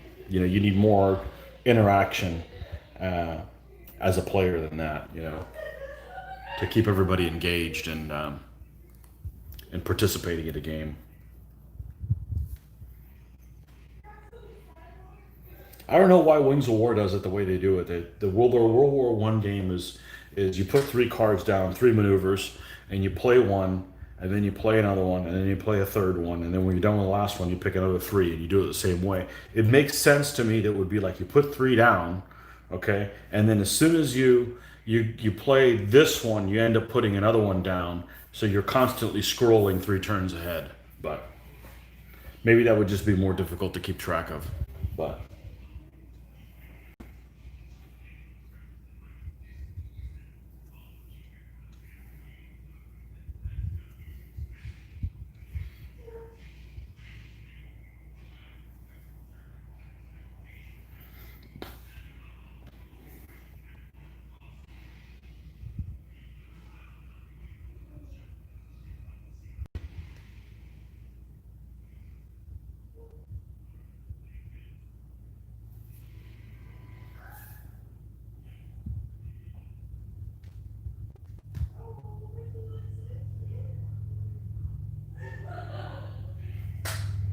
the problem with Wings of War is it seems to me that for equivalent plane types, the Allied planes are a lot better than the German planes.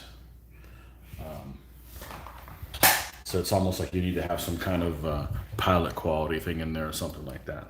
Now the German plane and all that stuff, Allied planes, World War One planes look boring compared to the German plane. Like I love the look of the albatrosses. Albatrosses look sleek, and I like how those look. But but I forgot which rules we used for one aerial, but we had biplanes on stands. We could move her up, down, and around. I could never get around the movement in Car Wars, the phases, etc. One game that was highway chase, I lost control in a swerve, lost all my tires, and got left behind. Yeah, I played the Steve Jackson games are just too damn complicated. And I played them when I was like 17, 18 years old. So 17, 18-year olds don't play things right? I mean, they're making mistakes and stuff. So I don't know that I correctly played a game. But I would think that Gaslands is much better than that. I mean, it's that type of thing, and it's playable. It's slower than the other stuff that we play, but it's not so slow as the stuff that happens in turns and stuff. So, my only gripe really with Gaslands is I don't like the backstory fluff, but you can make your own backstory pretty easily. Like we never played with the factions. I think the factions are what they decided to pick. Didn't care for them,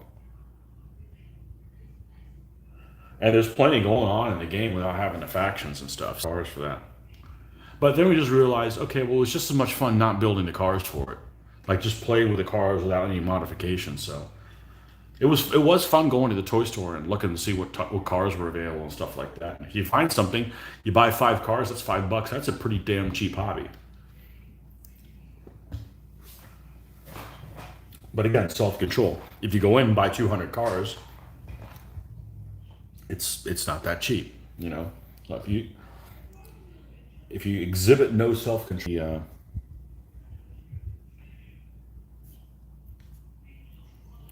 you're going to be out a lot of bucks.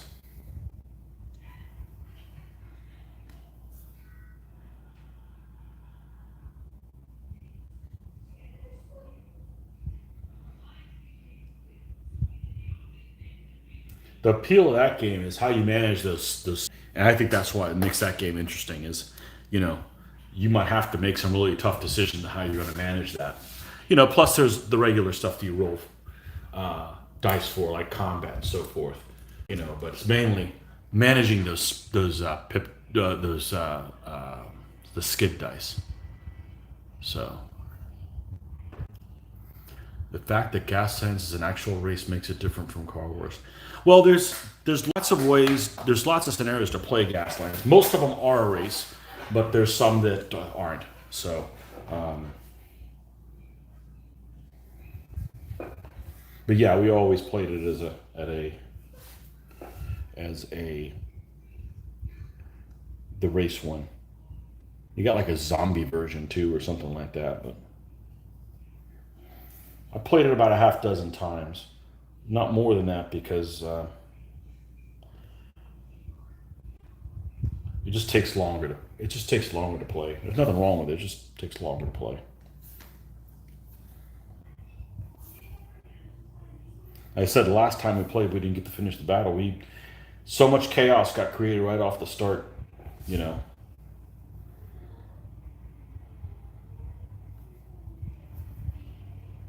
I love the fact of coming up with names for the vehicles. Some people will post on their own site and they'll be like, "Hey, I built this cool car. This is what it looks like." They'll show pictures of the finished car, and they'll be like, "Help me name it." And I'm like, "Dude, that's the first thing I do. I build a car around a name." You know. So yeah, thought it was interesting. That's the highlight for me is naming the vehicle.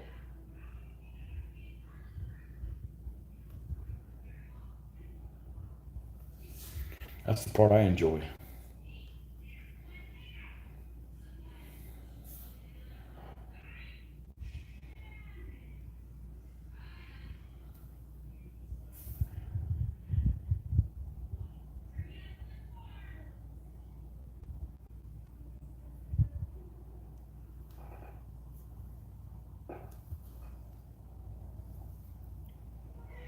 Yeah, I've got. Speaking of Gaslands, There's just so much to do for it.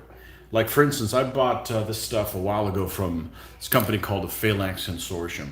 They make a lot of things that are made out of this MDF material. Okay, so they made these little barrier sets, and they come all cardboard colored, not cardboard, clipboard colored. Okay, just regular brown. So I ended up painting this up with craft paints.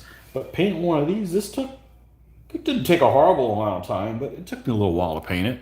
There's 20 of them that come in a set. I'm like, you know how long it's going to take me to paint 20 of these? I'm like, just kind of gave up. Yeah. But there's all kinds of stuff that's made by all kinds of different. I've got the sets of those the gates that they also make and everything. And but that was a game that as soon as I heard they were kind of come out with it, I was excited because it was like I always wanted to play Car Wars, but never got a chance to because it was just too slow. And now you're playing with Matchbox cars, and I get to play a Dark Future type of thing that I never got a chance to play. So that was the. I like it, and we'll play it again, but I don't know when. I have no idea when that'll be.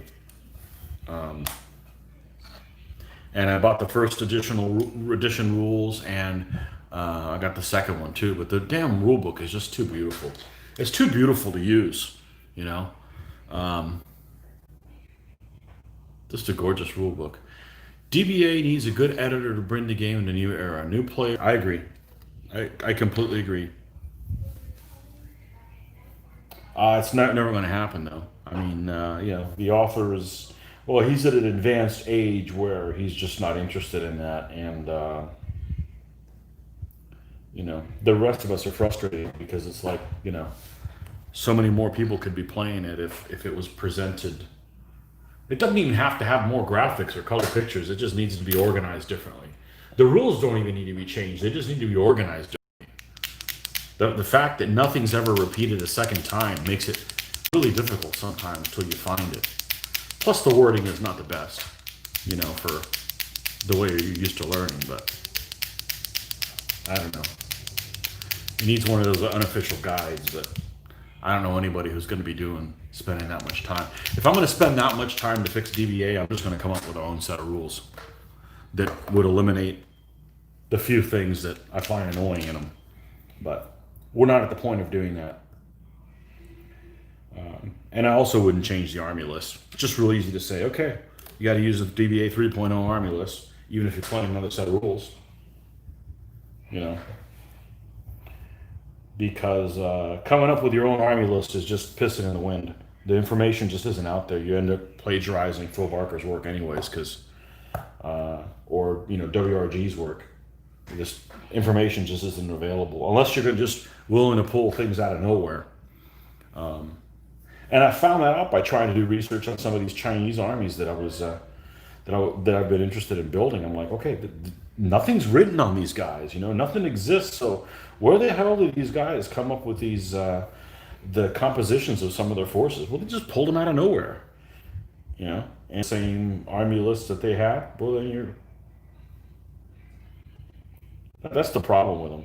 That's the problem with other rule sets. So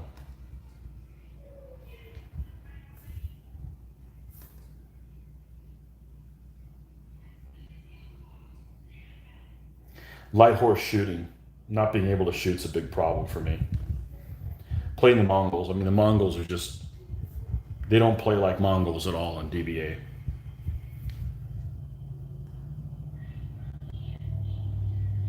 So, but now's not the time to mess with that. Maybe in 20 years or 15 years.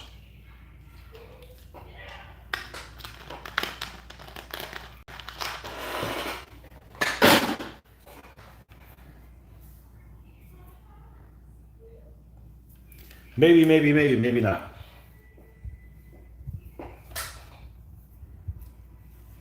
but they are very difficult to pick up.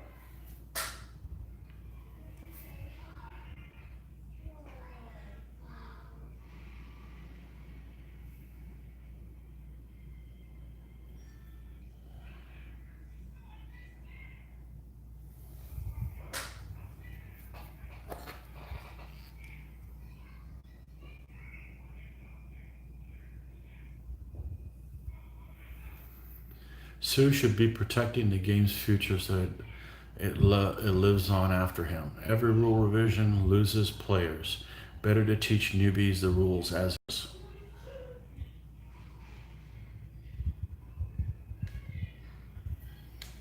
Could be. Depends if they fix it.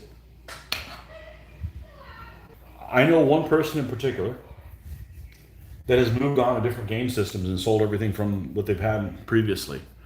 That person's just that way. You know, they're always looking for the perfect rule set, and at some point, you got to make some kind of a compromise.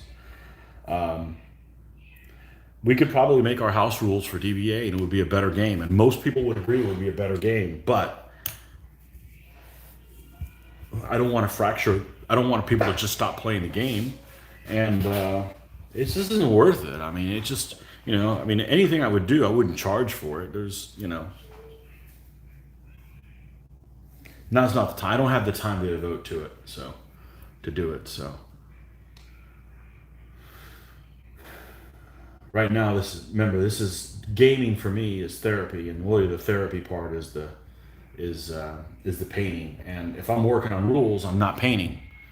And I really am not interested in getting into discussions. Well, why did you decide to make those guys that way, or what? I don't need to be put on freaking trial. Okay, I'm not interested in that. I'd rather just play. I'd rather just paint and have fun with that. So.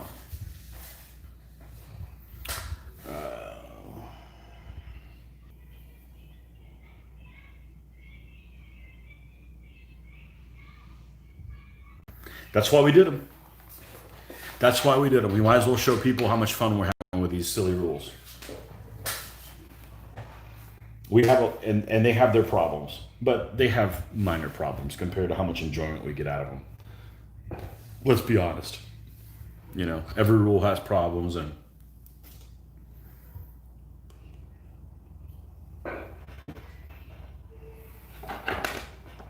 that's what it is. That's the purpose of the videos, and they're fun to make. It's fun to talk out loud what you're going to do.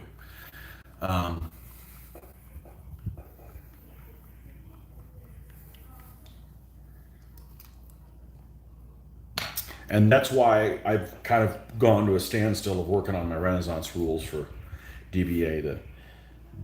I got the Renaissance version for the 2.2 rules, but I haven't done it for the 3.0, and it's probably not going to get done anytime soon. Not until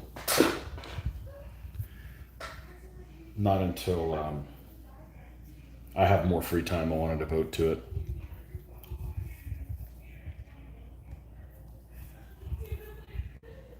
Because they'll be great, but I've got to spend the time to work on it. It's not like I'm doing it for the money; they'd be for free. So it's just not something I want to do bad enough right now. Right now, I want to do what I'm doing. I'm enjoying what I'm doing. Like I said, I don't want to. I don't want to be put on trial. I'm not interested in arguing with people, especially. I mean, I don't mind arguing with people, anyways. And the climate in 2020, I really don't want to. I really am not interested in arguing with people. This year has been filled with people that have want to get in your face about telling you what to do, and you know they're not over my pay grade, so I ain't gonna put up with it. I'm not interested in getting into arguments. I don't tell people what to do. I expect the same thing. I love leaving people alone. I expect to be left alone as well. So maybe some other time we'll get involved in that, but I got plenty of stuff to paint for this silly game right now.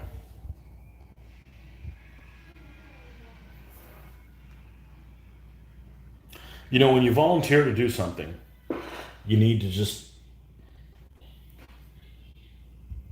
don't. When you're volunteering to do something for free, other people don't have the right to tell you how you're going to do what it is you volunteered for. It's like, hey, I volunteered to do.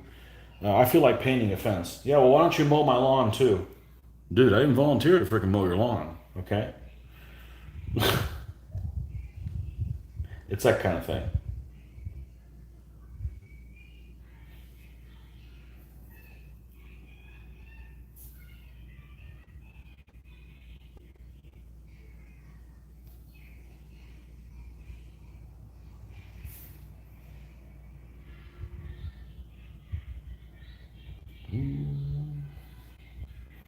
All right, what kind of hoodie we're going to give this guy? The other guy had a red one.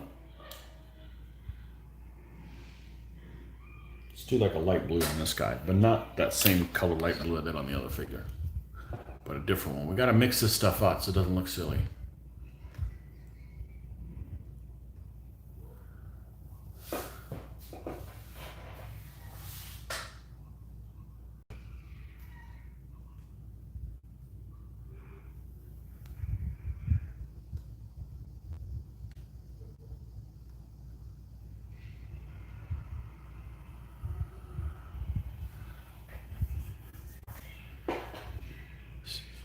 5th WRG players. Yeah, I didn't play any Ancients game until 2004 DBA 2.2, so I've only played DBA 2.2 and 3.0 and 2.2 plus. That's it. So luckily I didn't have to unlearn a whole lot of things. All those other ones that's just too many damn figures to paint. I paint too slow for that. I paint too. I really wish there was more variety in 6mm figures because I could see doing DBA or a DBA type game. Like this is a skirmisher stand, and using the same size stands, but putting more figures on there as skirmishers. That would make sense to me, but there just isn't the figure variety. You know, and I'm going to go in there and paint all the faces and stuff, so it's not like I'm just painting ants, spray painting them. So, and hello, Todd. I see you're in the mix here.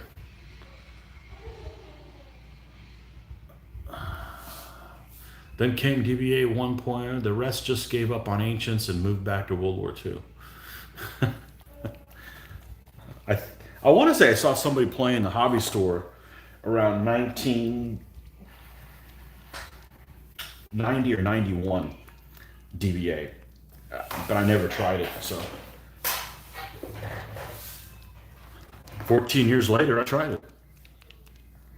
I actually showed up to play Armati. I know I've told the story again, but hell, I'll tell it again. So in 1996, in the mid 90s, we if we wanted to get miniatures, we would travel to Tampa. Tampa is about a 2 hour car ride, and we'd hop in the car and go down there, and you know, you get butterflies in your stomach because you didn't know what they would have, and you get excited. Well, I picked up a set of rules, called on set of rules. It looked really cool.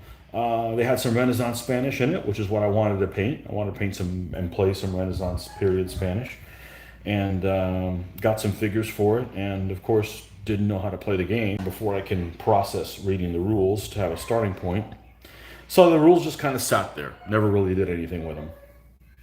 About 2003, one of the gaming groups, also 2 hours away from us, was going to do a Armati Day because apparently at this convention that I wasn't aware of, they played Armati tournaments. So I'm like, so he's like, hey, I'm going to do this games day.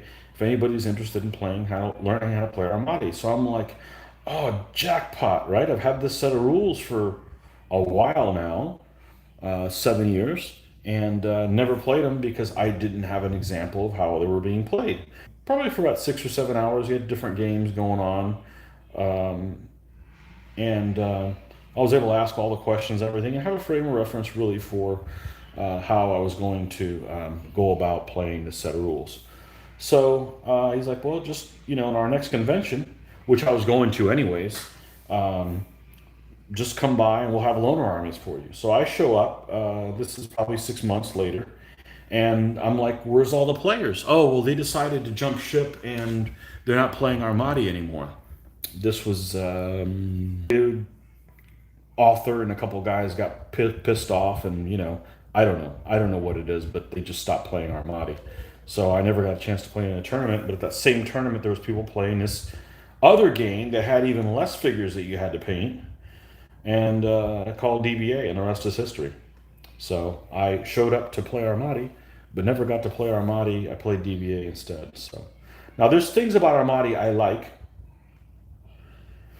and there's things that I detest about Armati. The worst thing is okay, leave the hidden setup. I don't like the hidden setup. I don't like I don't like that. Apparently, units can't wheel worth a damn. So you could be deployed in a totally wrong place and never get your units into combat. But it has some interesting mechanisms in that, um, you know, you have the different size hands, and you had to play different armies significantly different. It's interesting that some power armies in Armati are really weak armies in DBA. The Mongols, for instance, the Mongols are a power army in Armati. So, but anyways, that's my Armati story. I never got a chance to play it, but it was yeah. I've got the advanced Armati rules, but never really messed with them much. I always thought DBA was weird. What do you mean? I only lose a third of my force and the battle's over? I thought that was kind of weird, but it kind of works, as opposed to other systems where it's, almost like a battle to the death kind of thing. In Armada, you can lose certain units that are not key units. So, like the skirmishers, for instance, you can lose them and they don't count against your army breakpoint. I guess you're kind of expected to get them. They're hard to hit because they actually have a good save on the skirmishers. So skirmishers shooting at skirmishers, even though they're not very powerful, they don't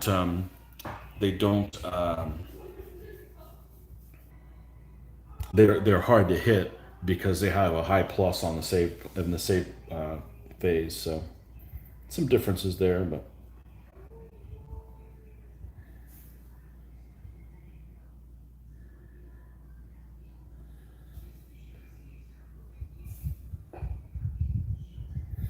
I like that you can pick all your combats in whatever order you want in DBA. In Armada, you got to start either on the left side and go to the right, or the right side and go to the left.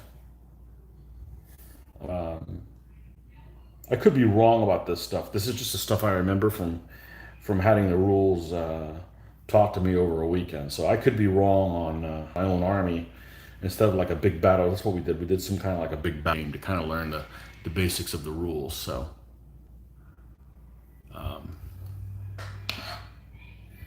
all right, let's lighten this up a little bit more.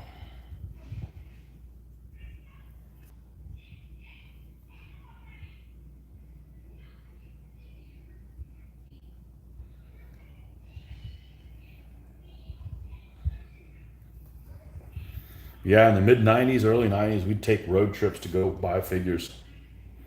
Those were the days.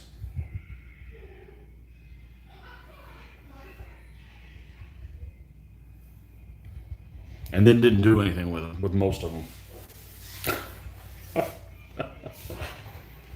Typical, right? Typical gamer.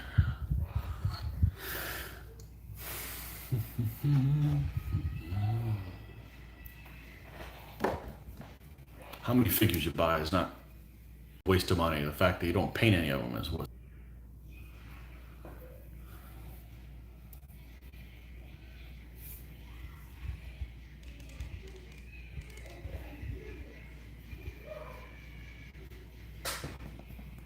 Mike Warmer used to be really popular. I know they're still making new figures for him and everything, so there's got to be some popularity left with it as well. So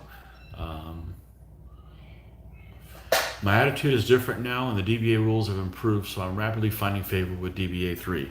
Yeah, my attitude's different too. I'm not going to play a game that takes forever. I don't have the time for it. I'd rather play multiple games that are shorter. And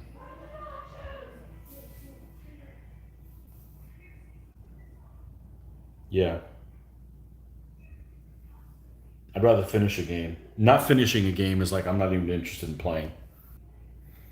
If we're not going to finish a game, I don't want to play.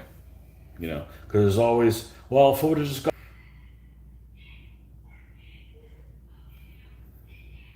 not my thing. I've done it. Don't want to do it anymore.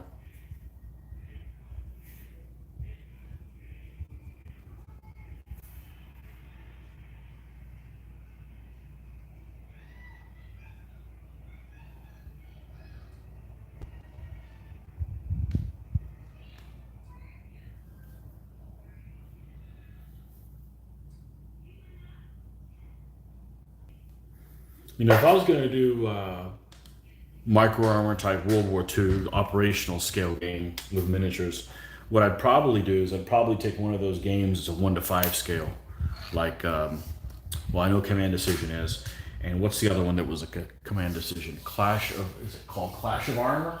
Clash of Armor is cool because you can multi activate different units. But I actually picked up that set of rules after we stopped playing that type of game. But I would pick up one of those, and then I would put the figures on counters, and I would use those 3 millimeter, the Osmial figures.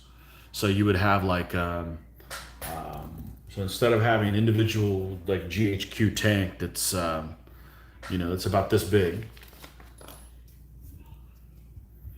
I would put them on a counter, maybe like a 40 by 40 counter, and I'd figure out what size platoon those tanks were. If it was, say it was a platoon of like 4 tanks, I would buy 4 tanks and put them in like a formation, and that would be, the 4th Squadron of the 4th Hussars of, whatever, B Squadron of whatever, the 4th Hussars, and just run them that way.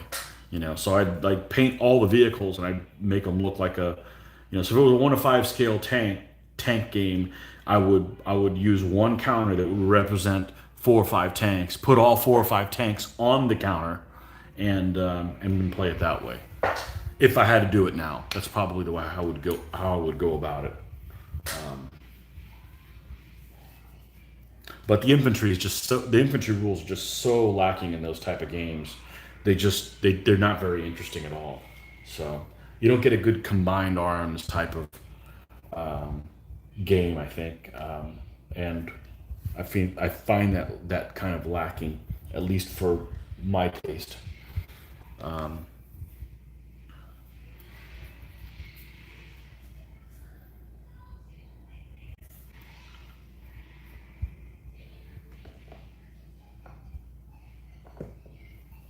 When you lighten up the flesh just a little bit, get the small brush here. I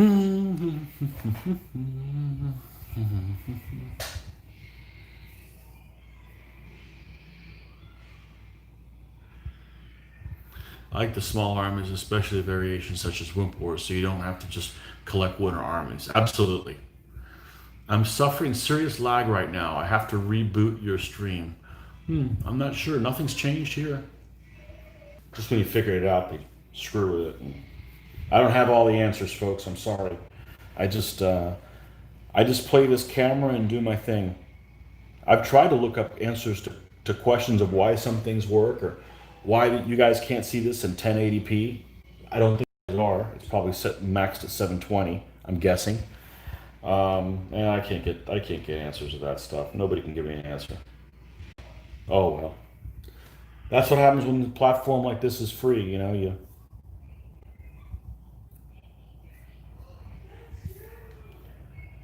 don't know.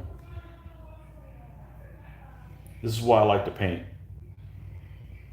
I don't wake up one morning and my paintbrushes don't work.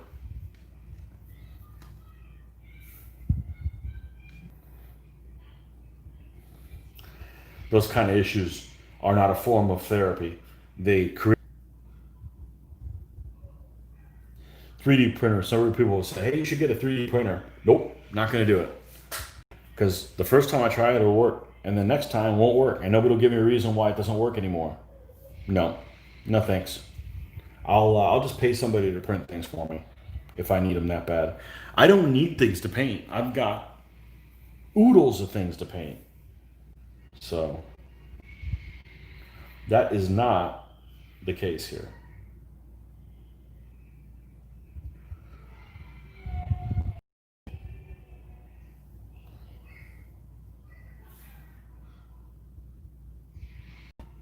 This is one of these figures like the other one that has no face. Well, okay, he has a face, but he has no nose. He looks like those guys from the Trade Federation in in the first Star Wars movie, whatever the prequel was. He got no nose. I don't know if there's some kind of a miscast or it's intentional. This guy's gonna be a redhead, damn it. This guy's gonna be a redhead. All right, let's grab our one of our redhead shades. This one here, orange brown. Okay. Well, let's see these maintenance issues we got here. Nope.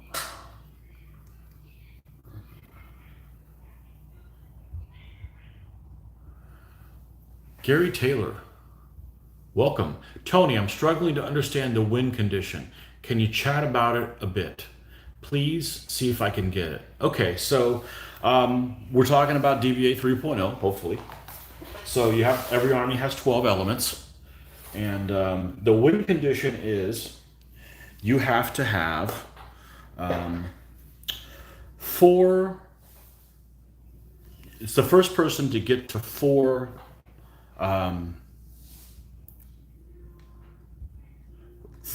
things killed with the other person not having four killed as well. Otherwise, it goes into sudden death kind of thing. Okay. Every unit is worth 1 point, one of those four. So you could look at it simply and say, oh, okay, so I have 12 elements and I need to make sure my opponent loses four and I don't lose four. And if I do that, then at the end of that bound, I win. Well, some units are worth a different value than the four. The general's element is worth an additional one. So if you kill the enemy general's element, and two other one, the enemy general's element is worth one, plus it's the general's element, so that's an extra one. It's worth two, and two other units. Then there's my four. There's also some units that are double-sized units, like in a deep bow, an 8-bow unit, a double base of knights, like it's called a 6 knight in the rules. It's gets some extra bonuses other than a regular knight. So they decided to make those units, the first one of those units that you kill, worth an additional one as well. And it stacks along with being the general. Like for instance, my medieval Germans, their general is a deep knight. So if you knock that guy out, he's worth three of the four knocked out. Because one for the general, one for the unit, one for the being a general unit, and one of them for being a deep unit. So if you're fighting the medieval Germans and you knock out their general stand and one any other unit, you've achieved your four. If you take an enemy camp, it's also worth one. If you take an enemy city, I believe it's either worth one or two. I forget which one it is. So that's basically the win conditions. You have to achieve that on your enemy, and without it happening to you as well. Now it's kind of weird in that that's really only a third of the units killed, but DBA is abstract enough that there's other casualties that could have happened. You just don't know what they are as the army commander, because the role that you're playing in DBA is basically the commander of the entire army. So think of somebody like Patton. He doesn't necessarily know where all his companies and battalions condition they are, what exactly their casualties are. They just know, okay, are they moving forward? Are they in good shape? Did they get repulsed? Are they eliminated as a fighting force? And that, when you look at it at that standpoint, that's kind of the command control scale. So it is unusual to play any other game when only a third of your force is conceivably damaged or out of action. That's a lot less than most other games. So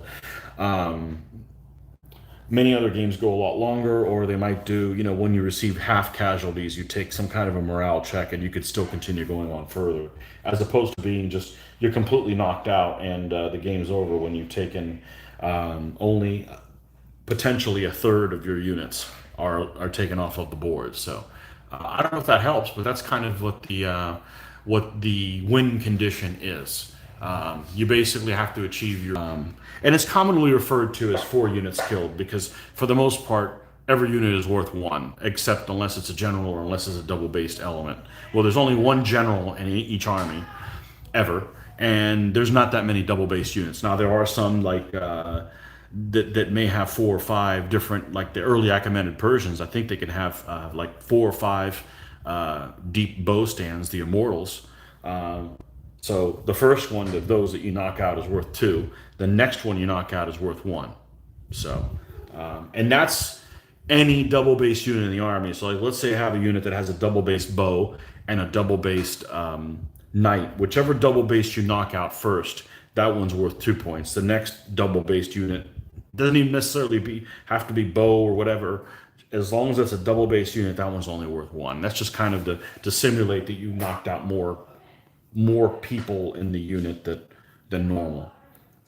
So, and it's also unusual because just because a unit is eliminated, it didn't mean, they're just not useful as a fighting force. They can't be counted on to tie any units down or go into combat with them. So that's the win condition, is that it's the 4 elements. You need to get yours. You need to accomplish yours before your opponent accomplishes theirs. So, and if you're out what the rule conditions are, I don't blame you because they're not organized how I would have thought that you would have done them. So, okay, 1 second. I'm being summoned.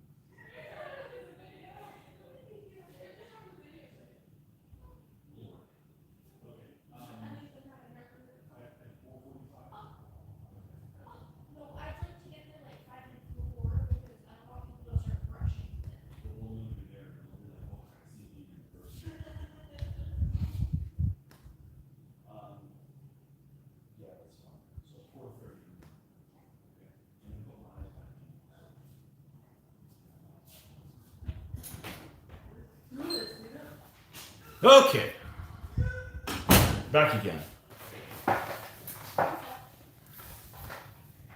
I have been summoned. I have to go chase an ice cream truck down in about 35 minutes. So that's when we're going to wrap up this session. So, well, hopefully that answered your question there, Gary, about the win conditions. But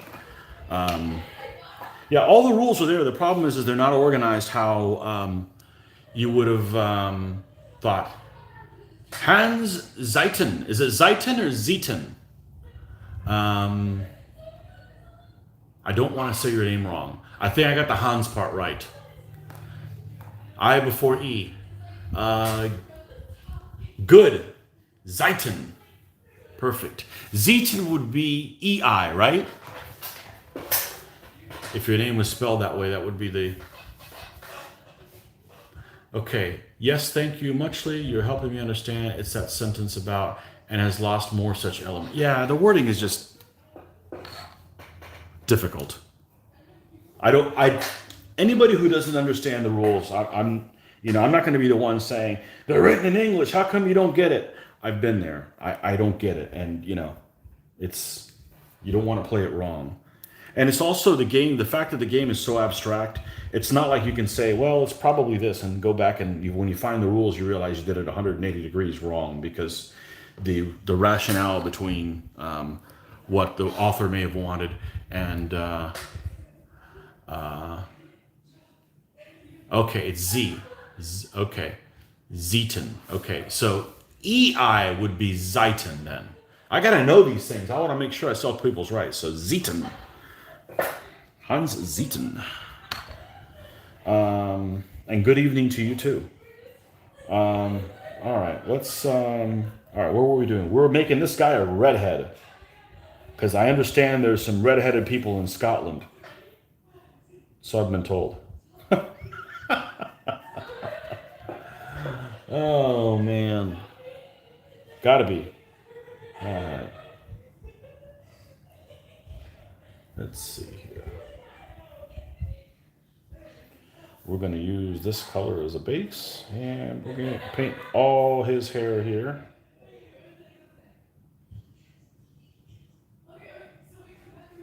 Doo-doo.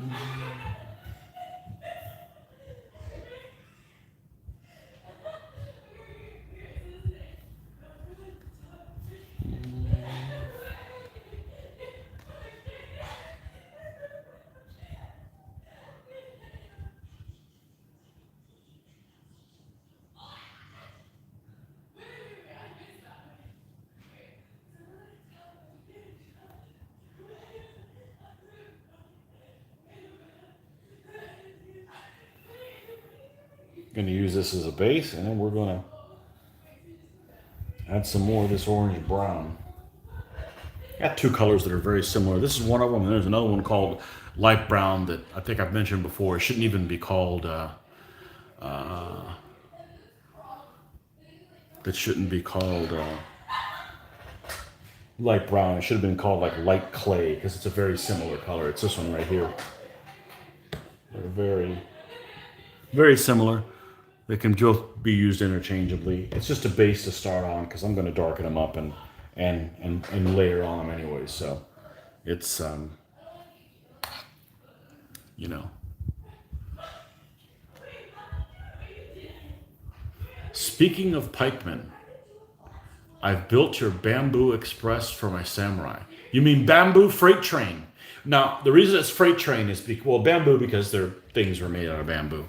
Freight train because they just move so far fast. Their fast pike is a speed of 3. So, do I ever paint multiples on a stick? No, I've never painted on a stick. And the reason why is I want it to be comfortable to be able to manipulate and get in all the nooks and crannies.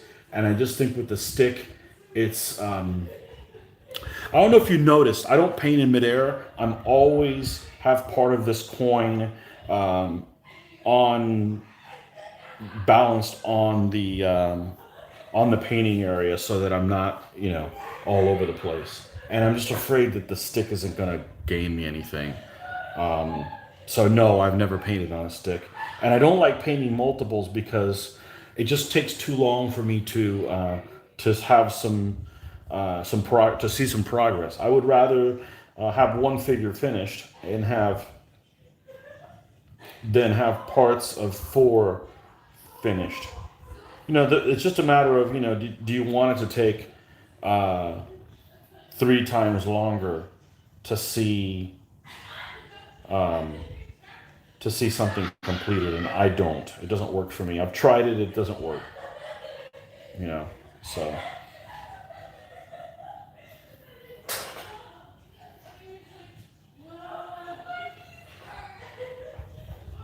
All right, so we're going to take this. Where's my yellow? Let's take some yellow to lighten them up.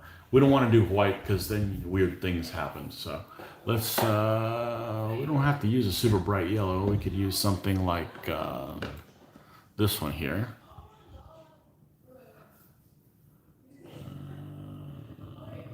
I missed a couple streams, been busy at work. Did your new figures arrive yet? They have not, no. Nope, no, but I found out that they mailed on the 13th, so I really hope they don't come in tomorrow. Tomorrow is our game day, and the way it works is I go to work, I come home, I change clothes into something more comfortable, grab my figures and go. And I will check the mail on the way here, and if they come in tomorrow, I know the figures will be here, and I won't be able to do the unboxing video the same day they come in. So, but I found out they've got mailed on the 13th, so. I always paint one, but it seems like many prefer the block method. Yeah, but you need to do what works for you. If it doesn't work for you, that's okay. I mean, it's I don't let people convert me. I paint my own figures. The main thing for me is, and that's why doing this little thing, I don't know if any of you guys are benefiting any of this stuff that I'm doing, but this benefits me tremendously because I'm allowed to be entertained while I'm moving forward trying to finish these boogers. So it's all about not being able to. It's all about staying on track and finishing this up, because I can't wait to finish this army, and not necessarily to play them, just so I can start working on the next army. So, you know, so this benefits me tremendously. So the fact that you guys are asking questions and interacting, I am very appreciative of that. Because otherwise, I just do this for 30 minutes, get bored. Oh, and there we go. There's thunder again.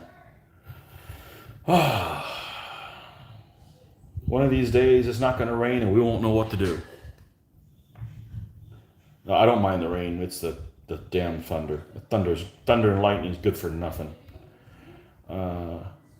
But anyhow, so yeah, it's just I would just get bored and move on to something else.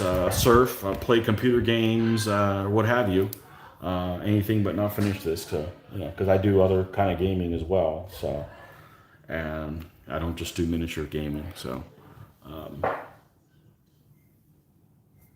yeah, this benefits me tremendously. So, hopefully, you guys are painting away as well and just having something to listen to. That's what I do. If I'm not painting, I've got somebody in the background watching them doing it. So, yeah, I'm old enough and ugly enough to stick with one at a time. Ha! I paint the same way as you, Tony, with figures resting on table. Only one in my group to paint that way. Baffling. Yeah, I see lots of people that are painting in midair. How do you do that? I mean, and I don't really have the shakes or anything, but I like stability. It's more comfortable. I don't get tired of painting. Like, I'm not like exhausted after painting. I've got a table that's jacked as far up as it'll go. It's like 42 inches or something like that, 38 inches. I've got a chair that's around 18. And so I'm sitting mostly erect all of the time. And my butt gets tired. But other than, so I don't want to paint for 3 hours straight, but, I'm not in that bad a shape. But I don't mind stretching from once in a while. That's about it. It's pretty much, I can do this all day long. It's easy on the eyes.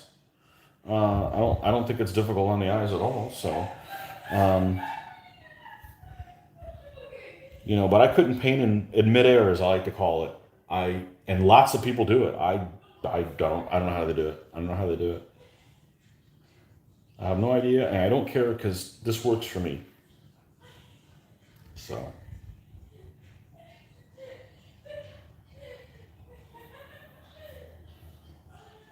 And I'm going to say that what I'm doing right now doesn't look very good.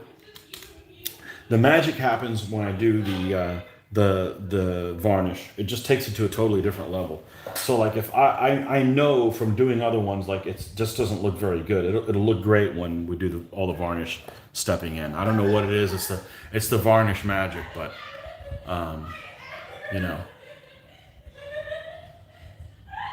I've heard that it rains almost every day around 4 p.m. in Florida. Well, it depends in Florida. Where in Florida? Yeah, it rarely rains in the morning. It's usually 2 to 5, 2 to 6. I hope it's raining tomorrow, because I'm like undefeated in rainy weather over at Mitch's place. So I could use a few wins. I've been on a lull. Well, the paint dye will be back, so we'll be in good shape. I'm not going to tell you what the theme is, because I don't want to spoil it for you guys. But it's we should have a reasonable amount of people showing up to play, and at least 4. So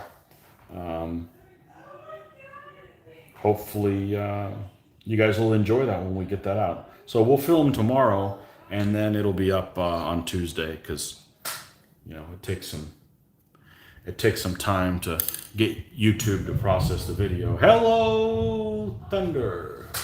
I'm sure you guys heard that. As you hear the daughter and her friend having a blast in the other room over, but hey, that's all good. It's all laughing, teenagers. Okay, let's see. Let's get some leather. Some leather. Leather, not pleather.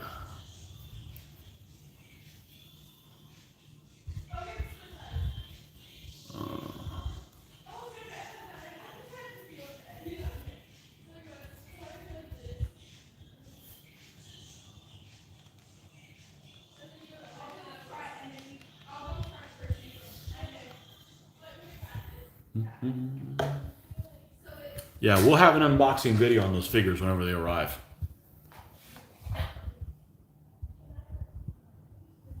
John Peter, only a little bit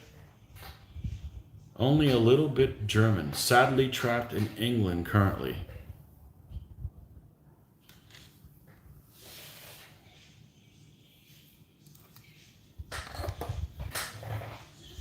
Sounds like somebody'd rather be surrounded by German beer than English beer. Oh, that's right. I lit that fuse.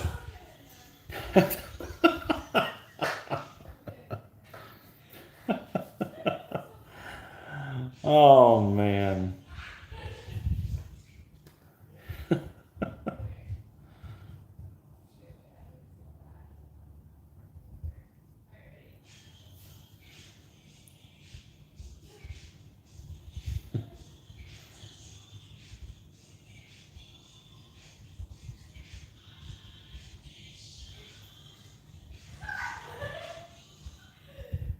I can't think of any English beer that I've had.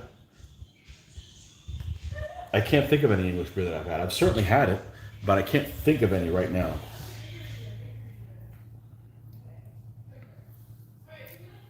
I like gin though.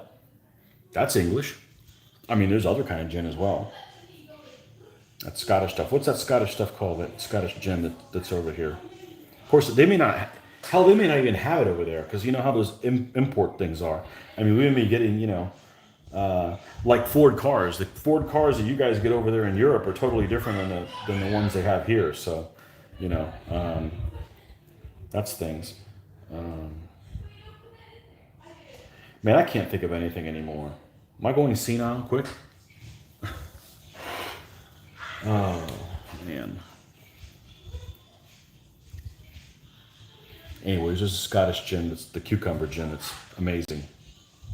I don't drink that often. I like to talk about drinking a lot more than I drink. Makes me sleepy, and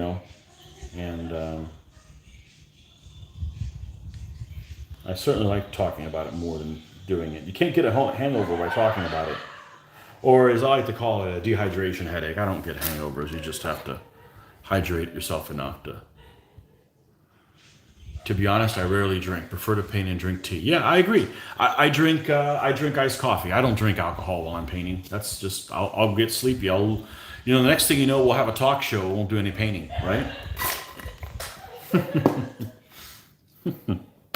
Hendrix. That's the Scottish gin. That's cucumber infused Scottish gin. Hendrix. Yeah, that's good stuff. That's good stuff. And which one did I have the other day? That Tanqueray Rangpur. That was excellent also. But I like to talk about it more than doing it. So.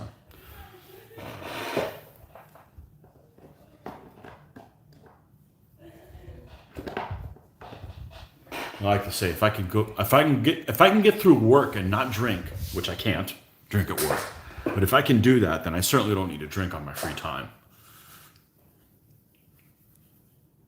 I certainly don't need to drink on my free time if I could make it through work. Do you play any other rules? Seem to remember you playing the Osprey card game. Yes, we play Gaslands, but we haven't played in... the last time we played Gaslands was probably 5 months ago.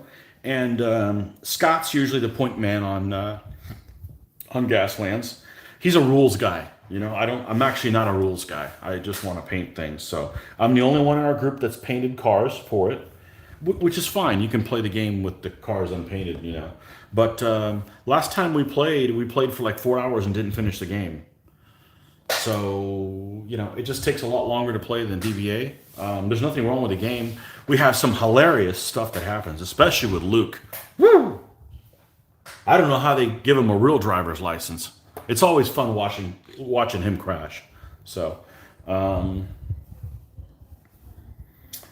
it is a fine game.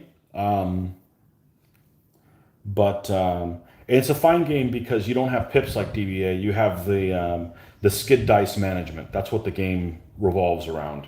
So Again, it's a game where you're involved in making interesting decisions. You have to, you get a weird roll and you have to figure out how you're going to manage that so you don't end up taking a dirt nap. I don't like the fluff of the game that the game came with, the backstory. But it's a game that's easy to play if it even doesn't have a backstory, or you could just kind of make your own. It doesn't really matter. That's not really an important part of the game. But it's a very high quality game, and we enjoy it. So I play that.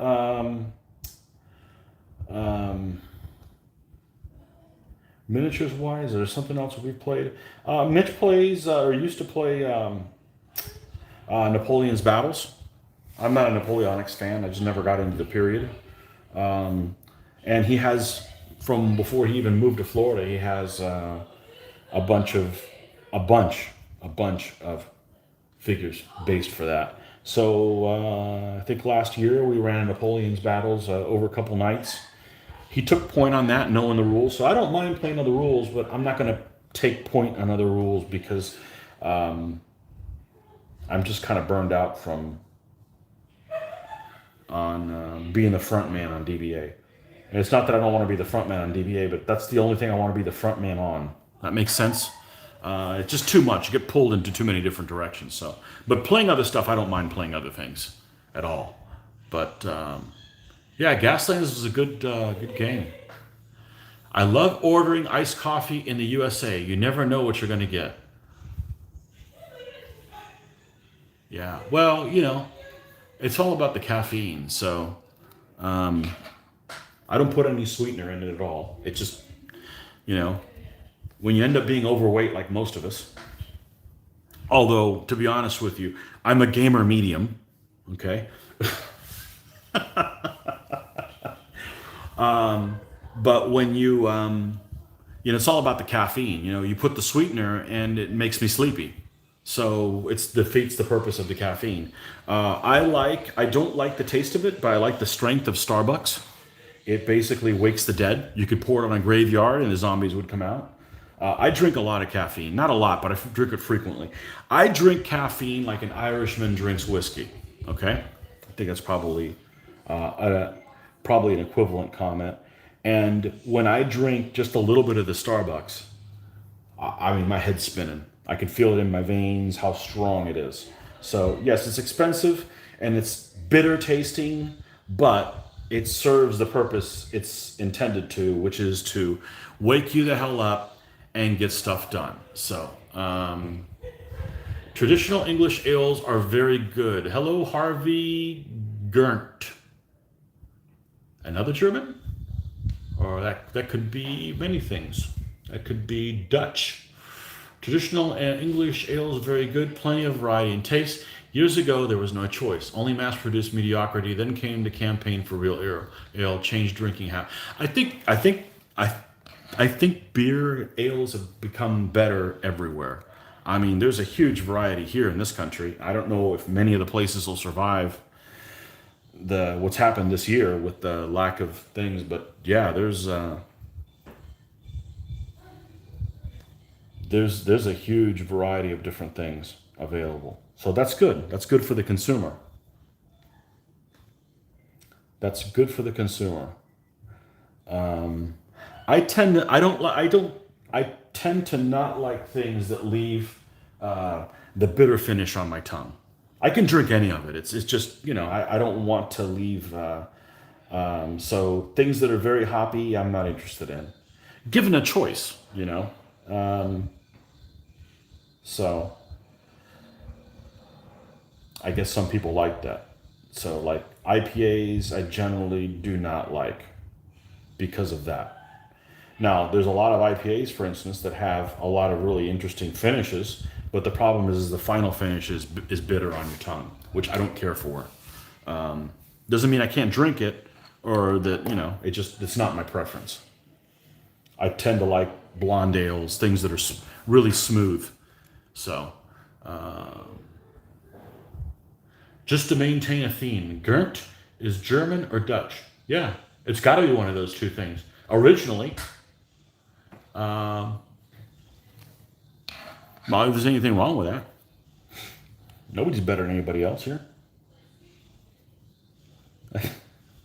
I used to say, nobody gets to pick where your mother's from. Nobody gets to pick.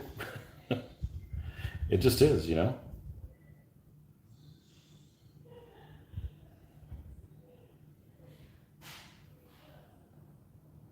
Alcohol, we do a lot of cruises, or we used to prior to this year. And some people are really particular about the things that they drink. Like I don't, I only drink vodka, and I drink this one kind of vodka, whatever. I'm like, whatever. I mean, I'm fine with most things. We do those drinking packages on cruises where you can drink as much as you want, which is not a purpose to drink as much as you can. It's just one other thing not to worry about. You don't have to worry about, well, do I really want to pay $15 for this one alcoholic beverage? I don't think so. But if it's included, you're like, oh, I'll have one now. We're going to a show, let's go ahead and have one, that kind of thing. But it doesn't include some really high premium beverages. I mean, it's not like all you get is call brands and garbage, but there might be one particular thing that one particular scotch that you drink that's not included in that package. And I guess some people just only drink one thing. That's one thing I haven't cared for. I don't really care much for scotch. I could drink it, but you're correct. It's a Dutch or German surname. Crap, he got found out. He's been hiding since the war. A sleeper cell. But I live in England. Lots of Gurts in Pennsylvania. Yeah. Yep. Yeah, a big German population in Pennsylvania. When we travel, we actually try to find German restaurants. They don't have any in this town. So there's one in Tampa that's awesome. I love it.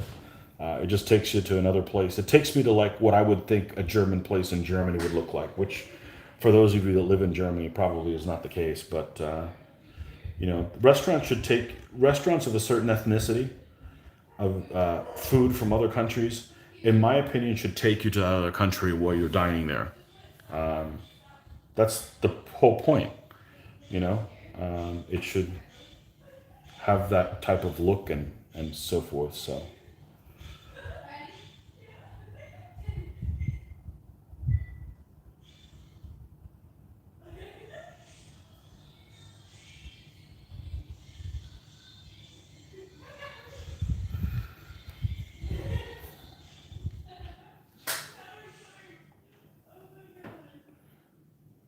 Found the sleeper cell from the 1940s.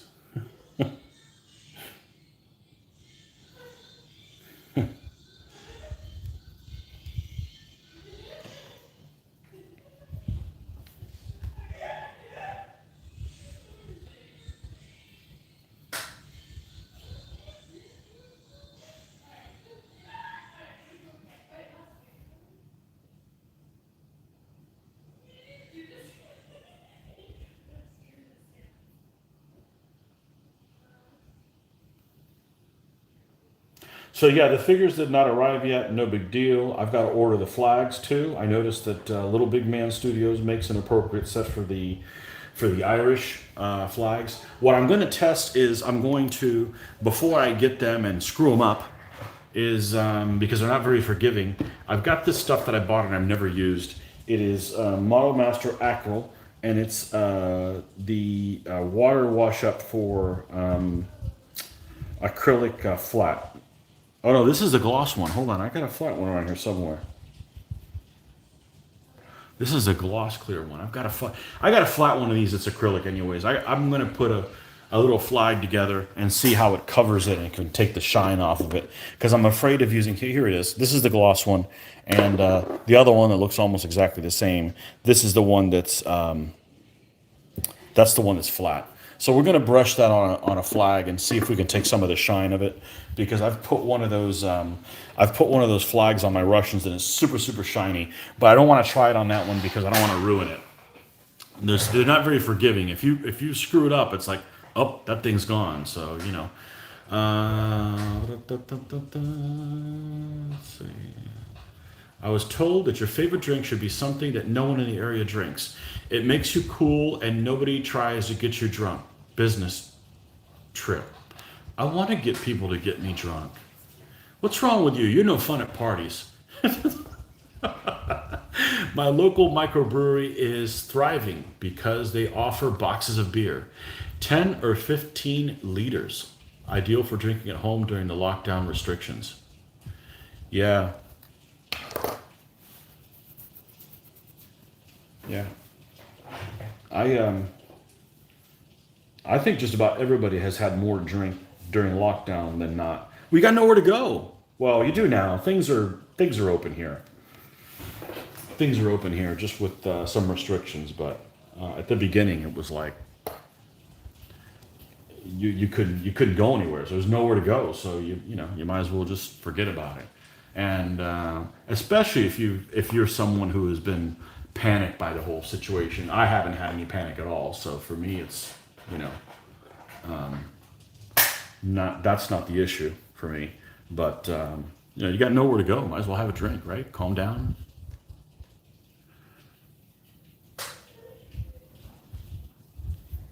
I went a long time. Look, I got my hair cut just before the lockdown happened, and then I went. I usually get my hair cut about once a week. Once a week, no, once a month or so. And I think I went like 3 months or 3.5 months for a haircut. I'm like, okay, I got to get a haircut now. It's driving me crazy. So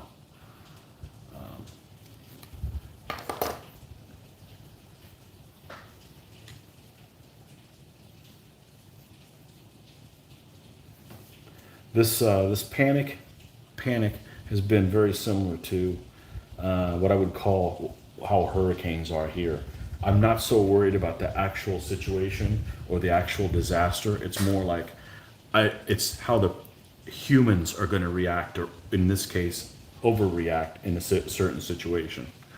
You know, like a hurricane won't even come anywhere close here, but everybody's going crazy buying up water and toilet paper and anything else. It's just, you remember that? Remember when everybody was fighting over toilet paper? It's just ridiculous. The people that just want to act like, the end of the world. So that's been the worst part. That's calmed down a lot, at least in this town. This isn't a huge metropolitan area, so I'm tired after work. I don't need to go anywhere. I'm fine just coming home. Go to our game nights once a week.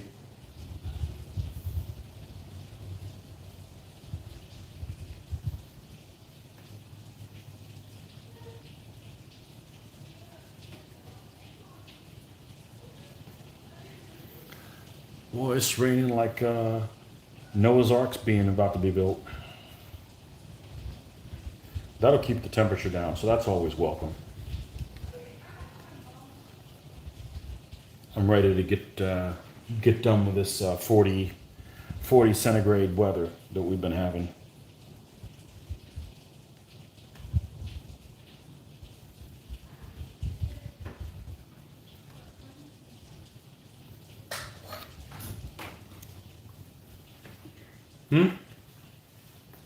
Oh, I'm being summoned again.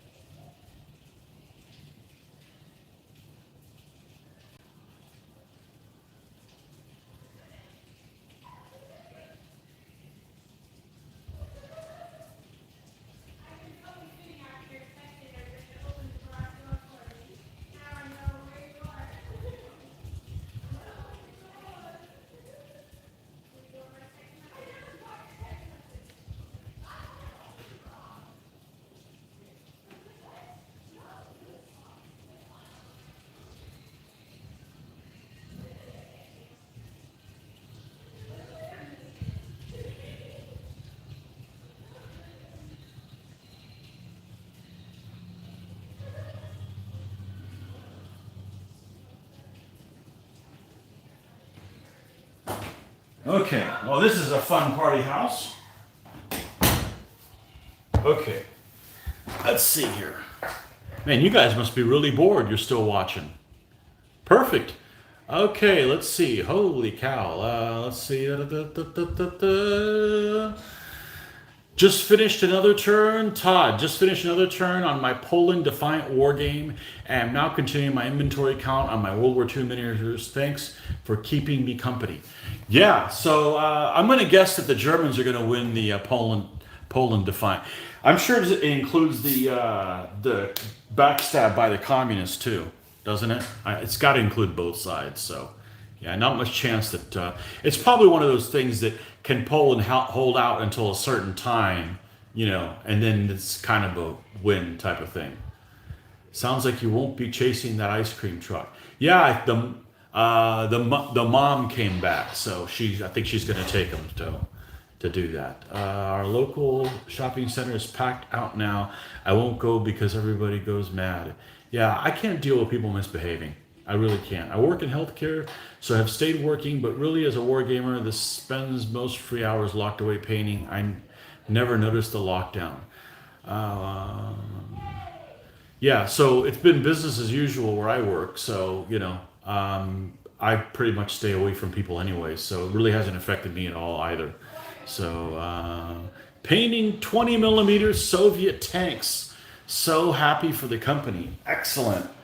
20 millimeter, the one true scale. I love 20 millimeter World War II. I love World War II with 20 millimeter. Yeah. Soviets. I don't know if I'm ever going to get back to painting them again. Like I mentioned earlier, I'm extremely anal retentive when it comes to my World War II rules. So much that they're just become unplayable. The amount of detail that I'm just not willing to give up. So, but that's fine. I can play other abstract things like this. So, yeah, I love the Eastern Front in World War II. Well, I don't love the Eastern Front in World War II. I like to game the Eastern Front of World War II. There we go. That sounds much better instead of, you know what I'm getting at. I like there's no good guys out there. I think that makes a better war game. So, doesn't include the Russians. This only includes the Polish troops that fought the Germans. Okay, so only what is it? Was it Case White? Is that what it was called? That was that old GW game called Case White on the Europa series. I'm not sure the Germans will win because I'm in charge of them and my progress has been slowed. Oh, you'll be punished then. They're not gonna be nice to you. You're not gonna get promoted. And yes, it's about shifting your defense and trying to survive. Do you ever strip paint off, Tony? Some of my jobs are pretty rough, could do them better.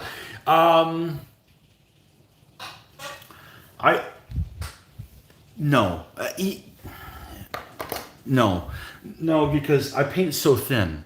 So I've had to repaint some things, and I could repaint it. You wouldn't be able to tell. Now, have I stripped paint off things? Yes. What did I use? Okay, so I came up with this cool product that I used on my Gasland vehicles. It'll strip all the paint off of a car, and I'm talking about paint that's factory finished, that's enamel coated paint, and it strips it. And I don't remember what it's called. It's orange something or another. It's amazing. It's non-toxic. Well, it's not non-toxic, but it doesn't have a bad smell. You still need to use gloves, but it's called orange something or another, and it's amazing because it doesn't smell like the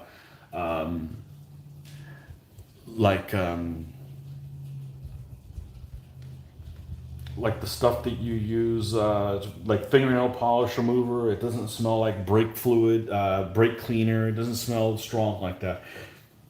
It's called orange something or another, and it's like a gel.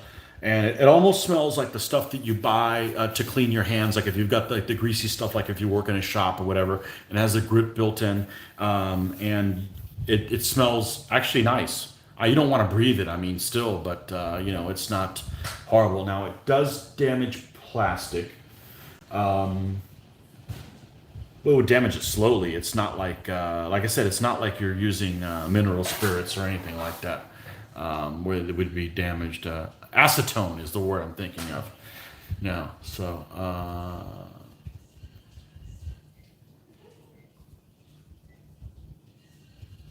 yeah, I used to play Command Decision. Absolutely. Yep, that's what I started doing. I did it in Micro Armor though, but I still have the original Command Decision rules, including the Barbarossa 25. He had that expansion for Barbarossa where you could play Barbarossa on 1/25th scale. So it was everything scaled down 1/25th of the unit. So like the Germans would have only one Panzer division, and they would have what, 3 infantry divisions or whatever. Everything was scaled down 25%. Yeah. And I tend to like, if I'm going to play Russian front, I prefer to keep it in the years where the Germans had gray tanks. So I prefer to do the 41, 42 stuff than the later things. That's just my preference. So,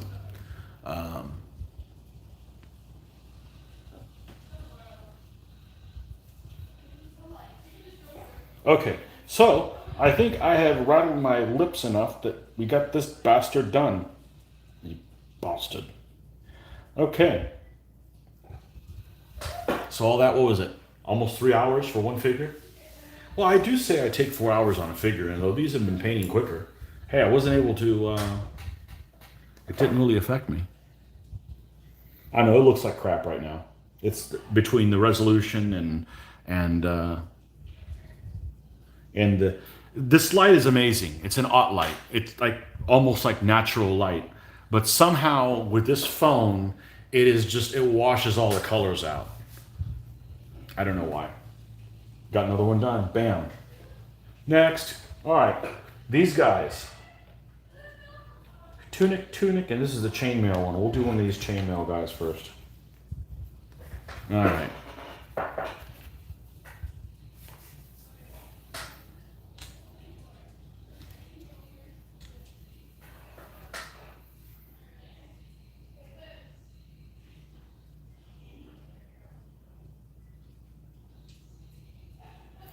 No, it's not orange peel, but it smells something like that. Um, Gary, are you in the U.S.? Let me know if you are. If it is, I'll go to the garage and see if I can find what the name of it is. And it's not because I don't want to help any Europeans, because whatever is available in Europe isn't going to be available here, you know. So,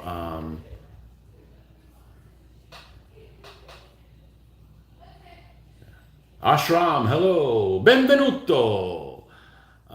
We occasionally play Chain of Command. World War II, not for me though. Funny how we all have favorite periods we love or dislike within the hobby. Yeah, it is interesting. Some people love Napoleonics and others don't. Um, I never got into it. The people that were playing them seemed like they weren't having much fun. Um, Never got into Napoleonics. Don't like American Civil War. Um, Never got interested in that stuff. So, um, no, England. I'm just searching they've got to be. They have to have it's like a paint stripper, and look for a paint stripper that's like orange. I was gonna say orange flavored. No, you do not want to do that. It's orange something. I don't know. Citrus. Hold on. Citrus strip. There we go. It's called Citrus Strip. And see if they have an equivalent to that. That stuff's amazing. And it comes in like a gel, so imagine it's kind of like Jello. It's liquid, but when you go to apply it with a brush, it's weird, but it works. It works really well. Um,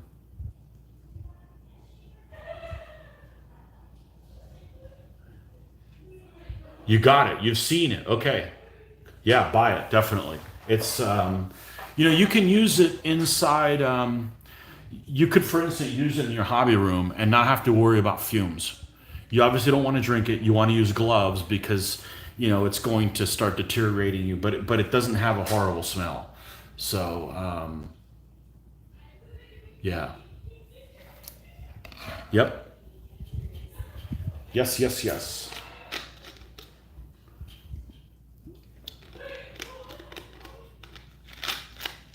I love World War II, but I require a certain amount of detail to be happy with it.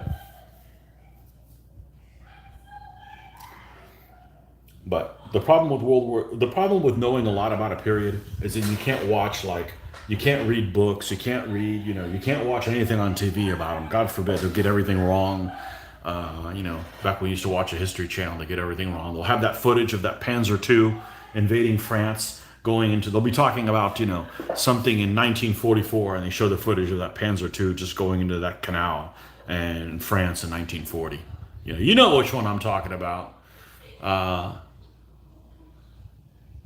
Don't mind playing other periods if somebody else is running it. Exactly. That's exactly the point, Todd. But I'm not going to spend time painting and reading rules, etc. I'm sticking with World War II. I'm with you. Well, I'm sticking with this ancients medieval stuff because, it's just it's so easy to finish a game. You know,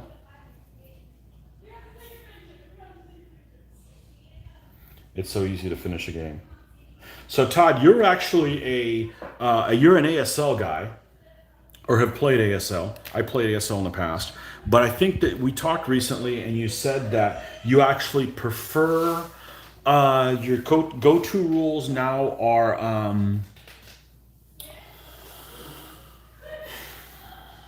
lock and load tactical. And I have the lock and load tactical on a computer, so I was new to it, and I actually prefer lock and load tactical to ASL because there's no phases in lock and load tactical.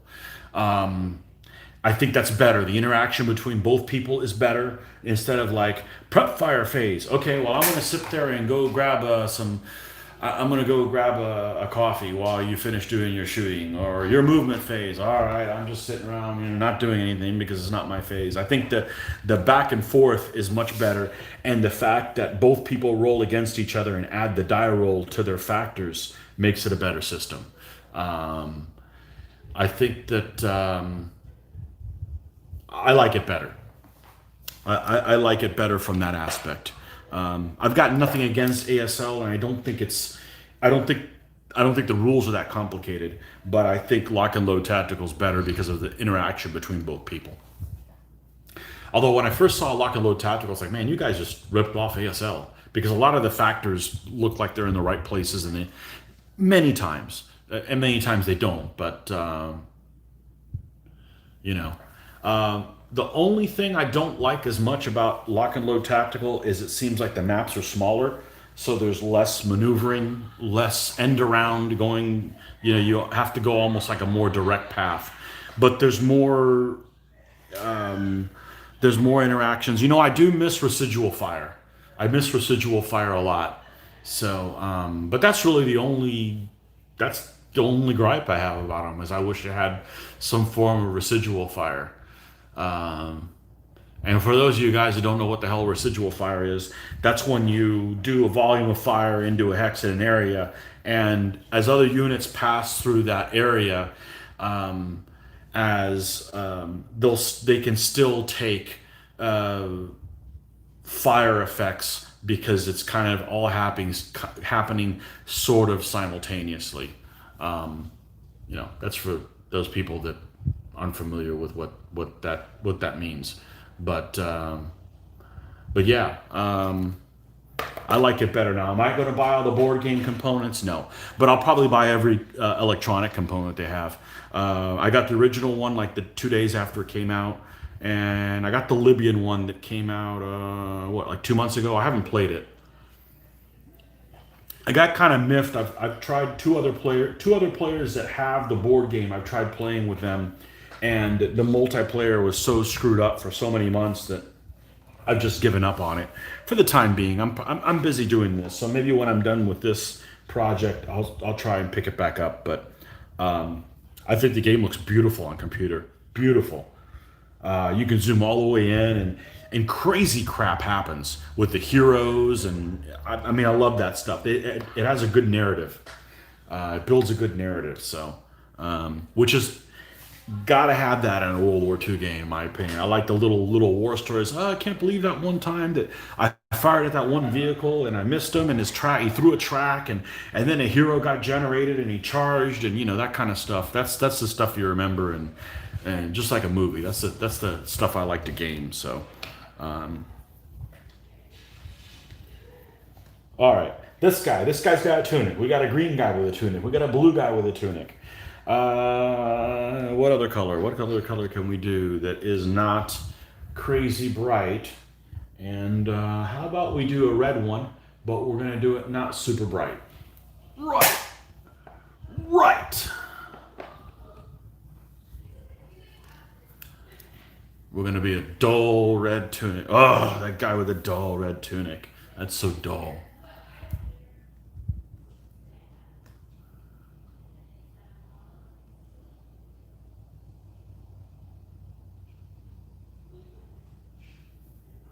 Yeah, the rule book looks pretty, but see that's the advantage of playing lock and load tactical digital. You're playing a digital game, and if it's programmed correctly, you can't play it wrong, right? You can't like accidentally, oh, I moved the guys too far because the computer game doesn't let you. I love that.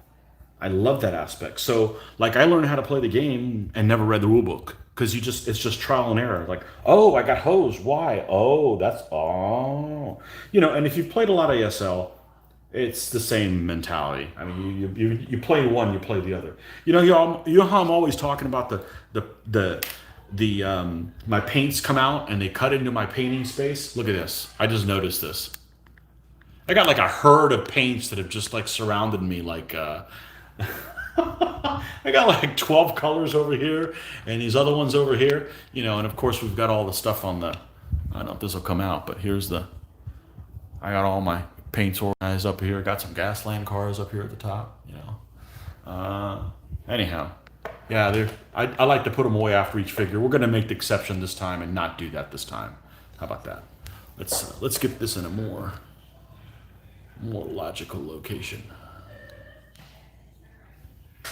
All right, but yes, I like the lock and load tactical quite a bit, especially on computer. I never understood why they didn't put ASL on computer.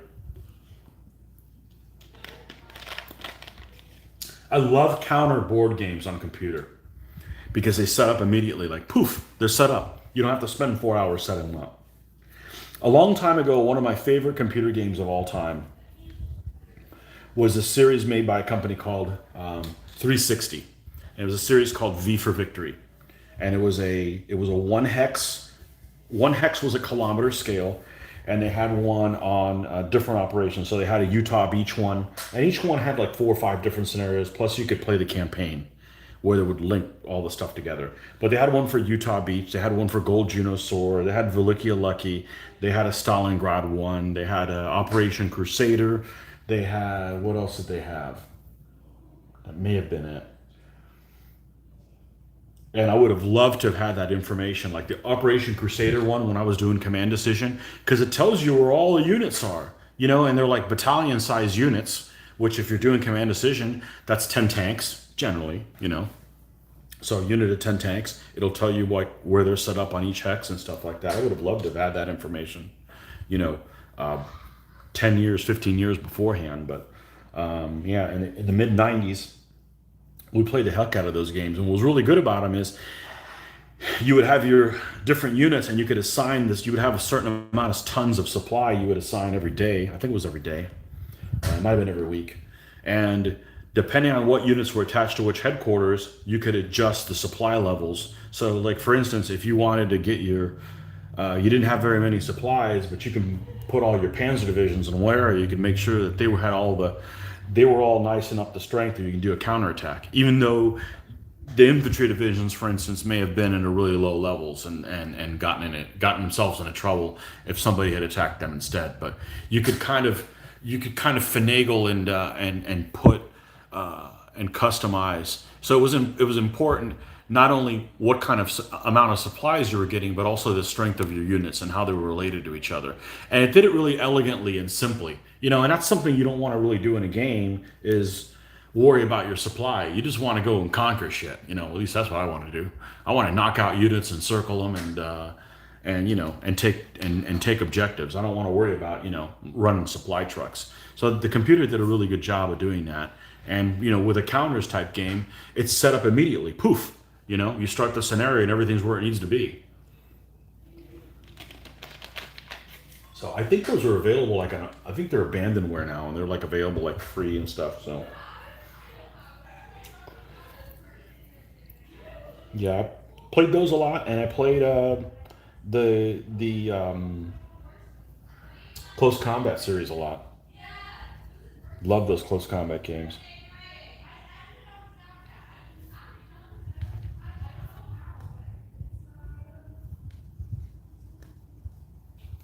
A little bit more black. Hey, guess what? The black dried out again.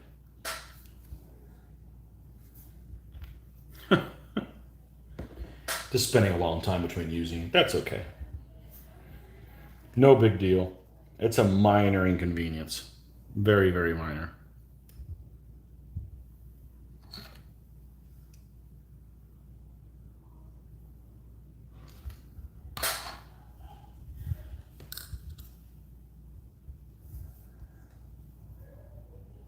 Okay, tunic time. Whoa, too bright. Hello. Well, it's not that it's too bright. I don't want to lighten it as much as I'm going to have to if I go with that color.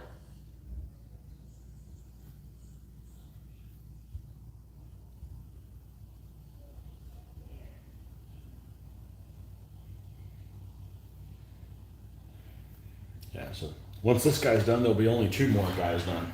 Then I got to figure out how to put them on a stand so their pipes don't interlock and they can mesh okay. No big deal. It'll be better than Mitch's pikemen for sure.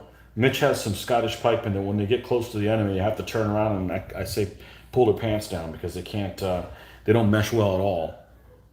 They don't mesh well one bit.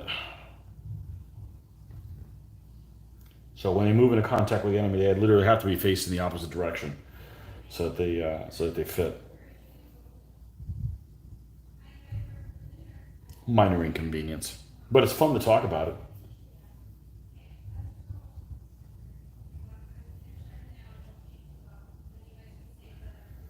It is fun to talk about.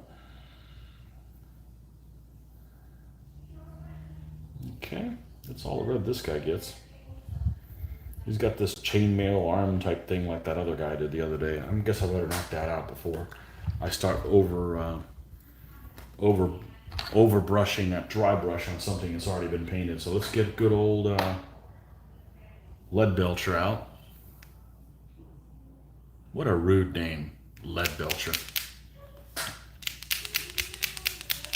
I was watching a video, somebody was using Citadel paints and they have a color called Piss Yellow. That's hilarious.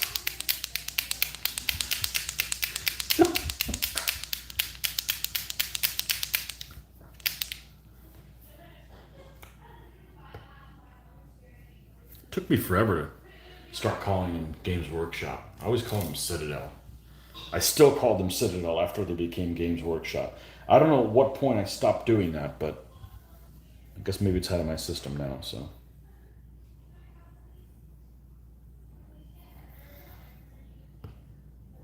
I like their paints. I just these tops just you get paint on the edge of them and they just goop them up and you get it everywhere. But it's not like I just like their paints. Their paints are good. Let's let me rethink this. Put some there. And I'm gonna go ahead and be proactive, and I'm gonna go ahead and paint everything in that color. That is that color. I'm thinking.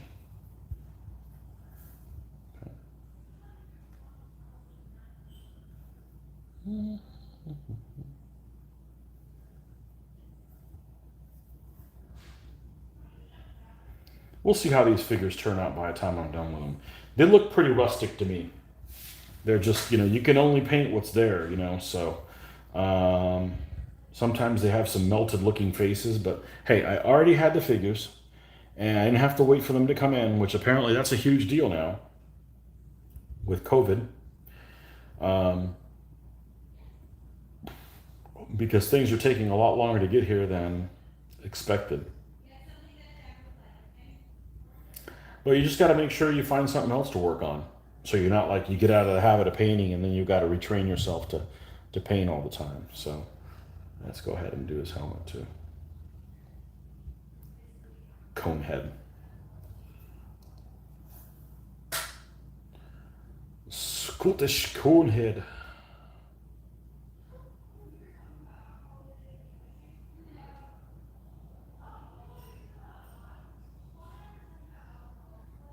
Yeah, we got 3 nationalities in this army.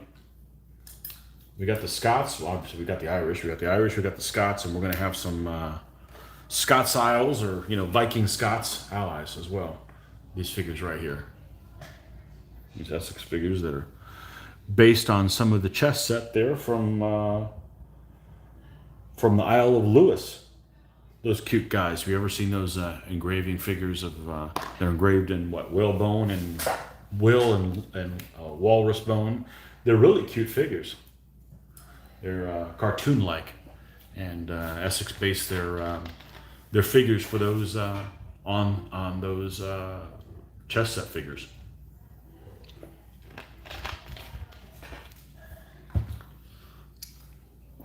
Isle of Lewis. It's a big island off of Scotland.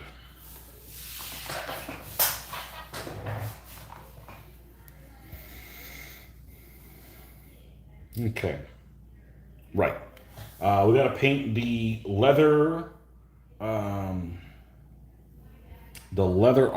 that is studded with, which is studded. So we got to do some kind of brown or something like that. Okay, Gary Taylor, Games Workshop was my only game, or GW. Okay, GW was my only game before DBA, but got spanked by my son and his friends every week. GW. Is that a Games Workshop game or just Games Workshop games in general? Okay.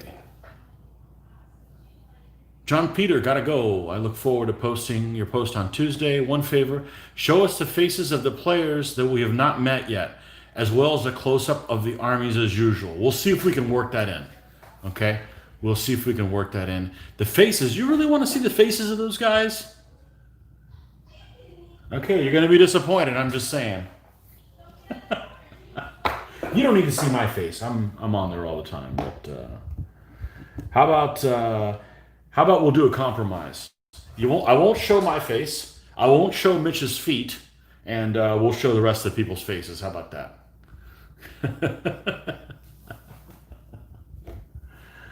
Oh man, not sure who I'm going to play tomorrow. I should play somebody that I have a winning record with, so when I lose all 3 games, I still won't have a losing record with them. Oh man, I don't mind losing 3 games. I just don't want it to build a hole with some of these armies. I just can't get on there. Mitch's feet are tradition, though. God, you guys are gross.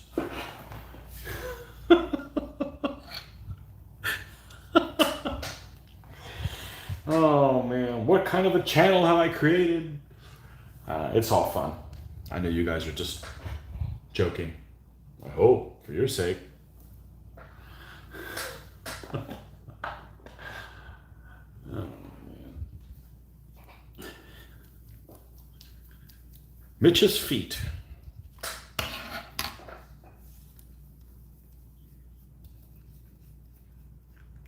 I had one guy a long time ago. I assume it's a guy. May not have been a guy. Long time ago, it says, you need to do something about Mitch's laughing. He laughs way too often. I told him, I said, well, Mitch is just a happy guy. He does laugh all the damn time.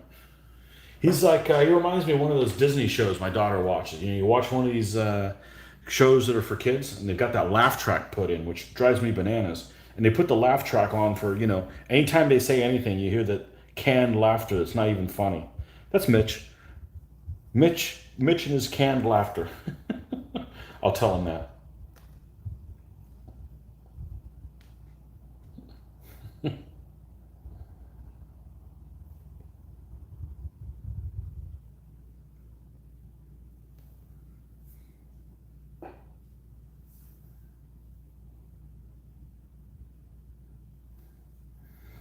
Mitch and his feet.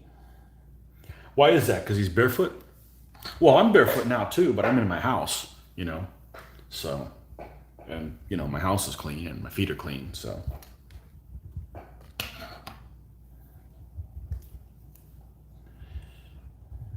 And this isn't really a foot show anyway, so you guys aren't here for the feet.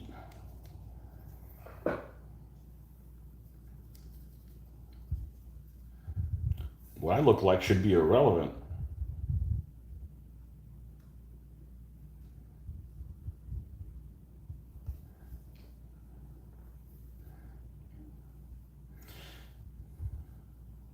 Besides, you guys aren't from this continent. You could find good-looking guys in wherever town you guys are at in Europe. Oh, I kill me. I kill me.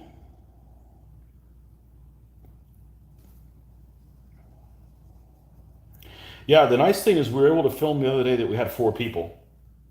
And it wasn't much of a problem, which is good because the problem I was having is I want to film every week, but if too many people show up, it was a problem of getting enough games done. But I think we don't have that problem anymore. I think we've solved that. Just film everything, and if we don't get everybody playing every single person in each game, we did last week.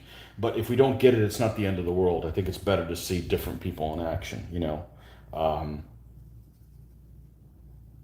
Joe travels from out of town, so we'll make sure that he plays this full number of games. He gets to play everybody. The rest of us, we're definitely going to have 4 players. I would think so. I think we can handle it okay. We just got to talk Scott into making sure he doesn't put a river and hey Scott, you need to play an aggression 4 army so he doesn't put a river in a freaking city in every single battle, slow them all down. So that's why I don't like using those things. They just slow the game down. Although we will do at some point, and we have done games where everybody had to put a river down, because that's how you learn the rules. Like, okay, everybody's got to place a river down if they're able to. So you can't play dry armies. Dry armies weren't doable. It was you had to play an army that was a terrain type that was able to place a river and place a river. So to force people to use the river. So. I think it's the camera angle. I think it's that old war game joke. Wherever you go to your show and take pictures of people's games, you always end up coming home with hundreds of crotch pictures. People need taller tables. People need taller tables. Okay. Hundreds of crotch pictures. Okay. I mean, they're covered. It's not like they're naked. Yeah. Oh well, whatever. It's all fun. It's all good. I'm glad we're entertaining you guys. We have a hell of a time playing these games, so I'm glad you guys are enjoying it as well. In case you couldn't tell, we were having a great time playing these games. We have a good group of folks. We're really blessed. So, anyhow.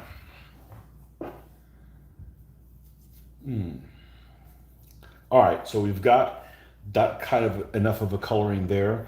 Let's see if any of this color is left here, or I need to rebuild. Oh my goodness, there's some that's alive. It's alive!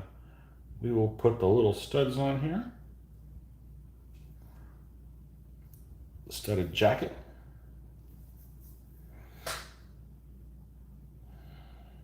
Okay.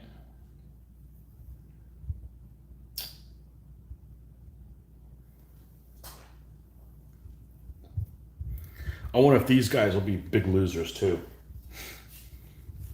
That last army I painted, they're off to a 1-4 start. Oh well, I'd rather them look good and be happy with how they look, and they play horribly, and I do horribly with them, than they look like ass, but I win games. So you can edit photos to focus on the table. You can also edit photos to focus on the crotch, I guess, too. That works, or the feet.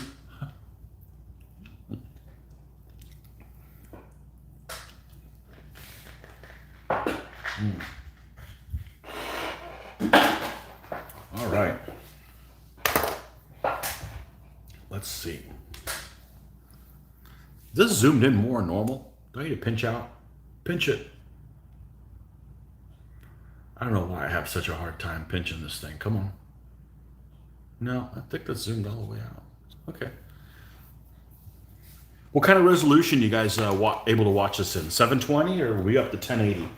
I have the feeling that 1080 will be available once I got more people watching stuff. Might be one of those you're not worthy yet type things, because I know there's people that have maybe twice as many subscribers as I have, and they are able to film in 1080, and this phone can do 8K.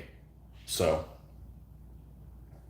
um, that's not the issue. And the connection speed isn't the issue either, because this is 10 times more powerful than the download speed that they say you got to have. So I don't think that many war gamers are Bay Magnus. The Baywatch cast have nothing to worry about. There's something else Hans isn't telling us. I can watch at 720. 720 is the max resolution available. Yeah, there's some people that have live feeds at 1080, and I don't know why I can't get it. I've searched for it, and I don't know. I can't get any answers. I've looked and looked and looked, and this is why I paint and I don't put computers together, because that kind of stuff's frustrating when nobody can give you an answer. It's like, what do I gotta do? Take hostages to get an answer? Nope, still wouldn't get one. Shield. So he's kind of has a dark coloring. So let's put a light colored shield on him. Unless overweight, balding, and beards are the ingredient to attracting women. I can grow a beard, so I don't have one. That's my excuse. I grew a beard for a couple of months. I went to Storicon, and I'm like, I'm not going to shave and see what it is. And it's just too much of a pain in the ass. I got to shave. I normally shave every other day or every third day, depending. I don't mind having the stubble, but if I'm growing a beard, I've got to shave my neck every day. It's a pain in the ass, I don't want to look like a bum. I don't have my personality to fall back on. That's what I always say. Overweight, we're all overweight. You look at that chart, and I'm 5'10", so I need to weigh 153 pounds. Wow, I got to be like it. I got to have AIDS to weigh 153. I haven't weighed 153 since probably 8th grade. Dudes don't care. We don't care how much we weigh. Like I said, I'm a gamer medium.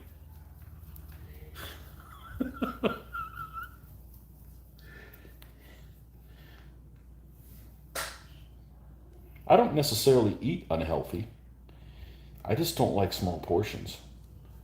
I eat the hell out of vegetables, but let's see. 6'2" and 175. You're set, dude. Oh yeah, gamer svelte. You've got issues, dude. 6'2", 175. Yeah, you're thin.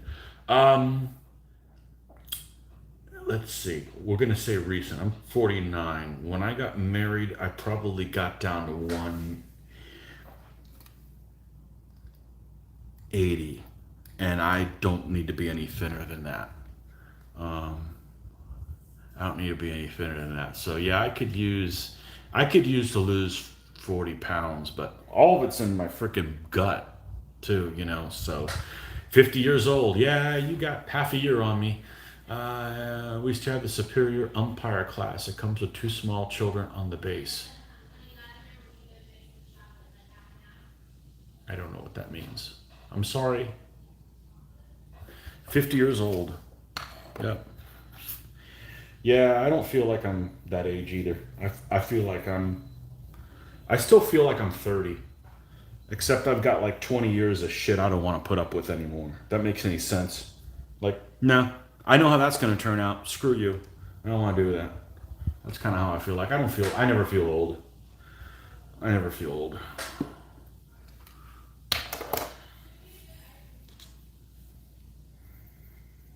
Although time perception is crazy. I'll look in, 2004. Yeah, it was like last year, right? No. 16 freaking years ago. What the hell? What?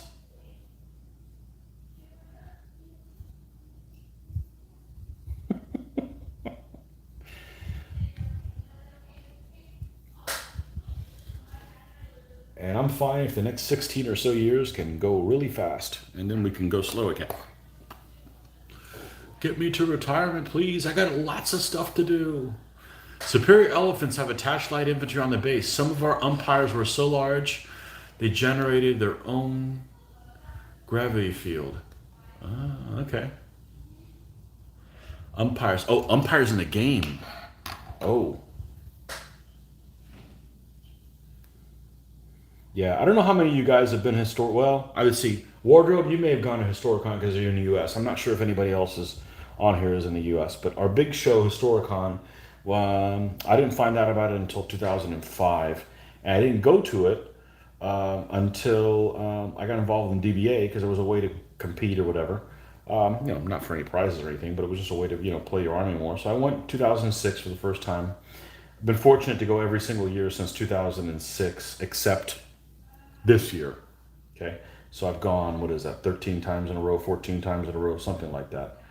And before I went, they're like, oh, yeah, you got to be careful crossing this road. Go to the restaurants across the road. This road's really dangerous. It's like, it's a 4-lane road with a center turn lane in it. And it's not a big deal. But if you have trouble walking, I guess that's where I put the limit on if you're overweight. Do you have trouble walking? Because the way I look at it is, even if you do no exercise, if you walk, your legs are carrying your weight. Okay, you get heavier, and it's used to carrying more weight because you weigh more, right? So you're doing exercise whether you realize it or not. But if you can't walk, you got an issue. Now I can't run worth a damn, but I can walk till the freaking cows come home because it's just walking. So I didn't think it was that big a deal. So yeah, you're gamer svelte for sure, and I'm medium.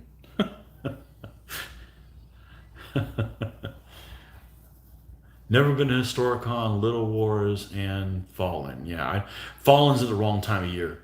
We have our local con here in Florida. We have one one week back when we had conventions, end of April, end of September. So end of September and Fallen are really close. Fallen is in November, and November is honeymoon month. So that's not really compatible. So anyway, when we get back to it, I plan on visiting the three of them in the next 5 years. Yeah. Yeah, well, the new location for Historicon, they opened up Historicon for 2021 on Friday to stay at the facility. I've never stayed at the facility. We've always stayed off-site. So I look forward to playing until midnight and hitting the Irish pub afterwards and not have to worry about driving anywhere.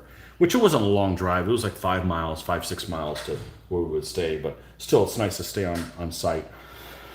They open that up on Friday. Usually it's, they've got a room block and, they exhaust that room block. But this place it's at is super, super nice. The Lancaster Convention Center downtown is very nice facility. And it was nice where it was being held in Fredericksburg as well. It was only the dump of a hotel that the Lancaster host that is just 2018. It was held 1 year. It went in 2009, and this is just Historicon. They held the other conventions there all the time, but Historicon, the big one. In 2009, 2006, 7, 8, and 9, they held it at the host. Then 2010, they moved it to King of Prussia, the place that they held it for 2 years. And they converted that place to a casino, is what I understand. So we couldn't go in 2012. So they moved it to Fredericksburg, Virginia, which is a little farther south. All the people in the Northeast were bitching, oh, it's too far to drive. Meanwhile, we're driving 14 hours one way, not complaining about it. And, because it's a long weekend, so it's worth a drive for us. So they had it in Fredericksburg, Virginia, at a standalone convention center. There was other places to stay around there, but it wasn't connected to anything. They didn't have a hotel there. That was a great facility for 7, 8 years. And then 2018, they did it for 1 year back at the host. And the host had been, I think they moved it out of the host because the host needed remodeling. If they did any remodeling while the time they were gone, it was done at the point of a howitzer. The place looked like Stalingrad. It's embarrassing. It's embarrassing for any civilized country to have a hotel that looked in that condition. So they last year they moved to the new Lancaster Convention Center, and I don't know if it's new, but it's a new location for them, and that place is superb, very very nice. So you'll be very pleased if you get to go there. It's a very very nice facility. So yeah, very very good. Okay, so we got his shield. Let's do some fleshing up. Let's flesh this guy up. All right.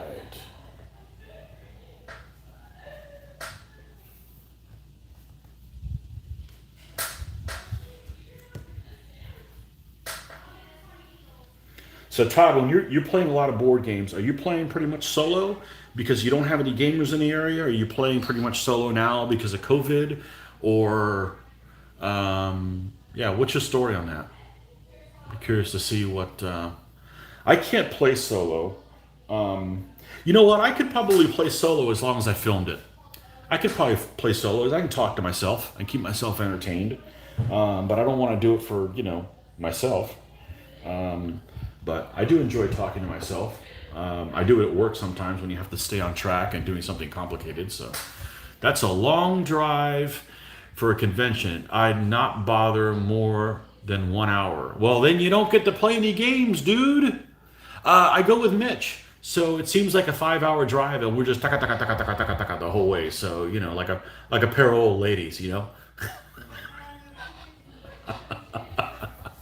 Solo because I'm somewhat antisocial. Um,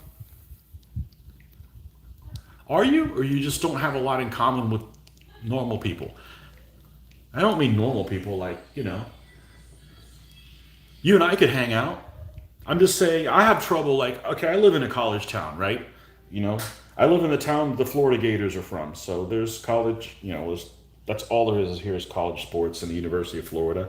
Even though I have nothing to do with either one of them, we came to this town because my dad used to teach engineering here in the early '80s, and we just stayed. It's a great place to have a family. Um, but I don't do sports. I don't watch. The only sports I would do is if we're going to crank up the Madden and we're going to play some Madden on Xbox. Then I could get into sports. But just watch other people play, and no. So I don't have a lot in common with people, and it's not that I'm antisocial. It's just that people aren't really compatible with my interests. Really aren't compatible with most people. Now I can go to 1 hour conventions in Orlando and spend all day, the whole weekend, just talking to people that have a common interest, and not even play games and have a hell of a time. So that's I do enjoy playing against other. I just go against the path of least resistance. Nice to chat and listen in. Looking forward to watching the games. Be seeing you. Okay, thanks Harvey for stopping by. We will not tell the constable that you are in the UK, just to be safe. Okay. Kidding, of course. Yeah, I'm not sure it's antisocial. Yeah, I'm only 30 minutes drive from a couple of UK shows. Perfect. Asocial. Okay. Yeah, I'm not antisocial, but I don't.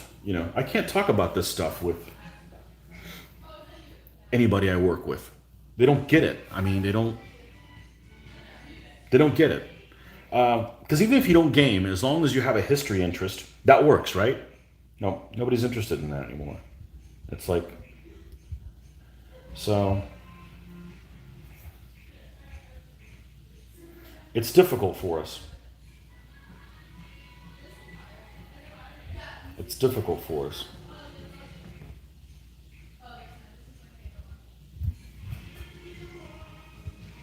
When I have explained, try to explain people what wargaming is. Like, what do? I do historical wargaming. Well, what is that? Well, we play this game where we play something historical, and we try to. And their first thing right off the bat is like, well, why are you bothering playing it? You already know how it's going to turn out. and they don't understand. No, no, no, no, no. There's dice involved and probability and stuff like that. And they're like, oh, it dawns on them, It dawns on them that it's not a foregone conclusion, you know. I don't bother even trying to explain the hobby to non-gamers. Yeah, I get that. Yeah, it's just they've got no frame of reference. Or you'll. My favorite one is, I don't understand how you have the patience to do that. Well, I don't understand how you have the patience to watch a freaking 5 hour football game, and that can be American football or soccer, and just sit there. And it doesn't matter whether you watch it or not, you get the same reaction. So I'm not against playing sports, because you're doing something, but just watching other people do it, I don't get that. It's not my thing. Especially since that is so prevalent in this town, and people are just so, they're such bad, they're like the people, a lot of fans are like those folks that you play a game with that the rules don't apply to their team when they're playing, that kind of stuff. It's just bad sportsmen, whatever. I don't know. Just leaves a bad taste in my mouth. Maybe because I've lived here since 1981. So, yeah, don't do sports. Don't do sports games. So I used to like the Olympics, but they're horrible now too. We need the Cold War back on for the Olympics to. Maybe the Cold War is back on. Not to bring up current events, but I hope those Chinese don't win a freaking medal.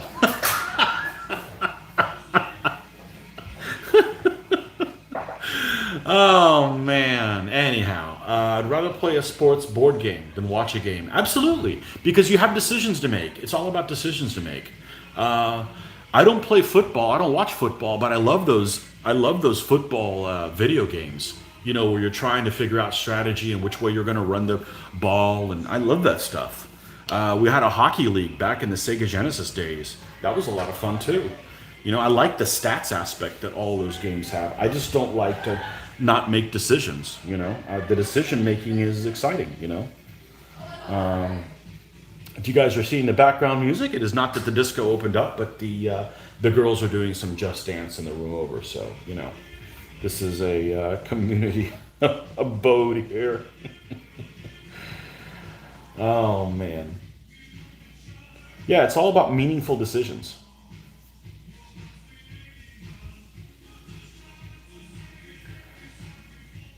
Oh man.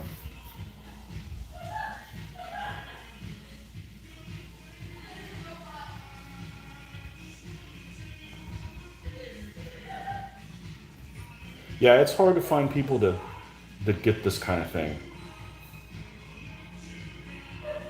And don't get me wrong, I like playing video games, but doing what I'm doing is much more satisfying than playing a video game. Because, all right, let me give you an example. I've played video games and I've screamed at the TV before. And I've never screamed at someone playing an actual face to face game. Because it's a social interaction instead of, you're playing some game and the freaking computer keeps generating bastards that you need to kill and you're out of ammo and that. Cheating freaking computer, Like, leave me alone, give me a second. But no, I've never had uh, any kind of a bad taste incident kind of thing like that in a face-to-face game. It's just a totally different thing. It's a social thing. So,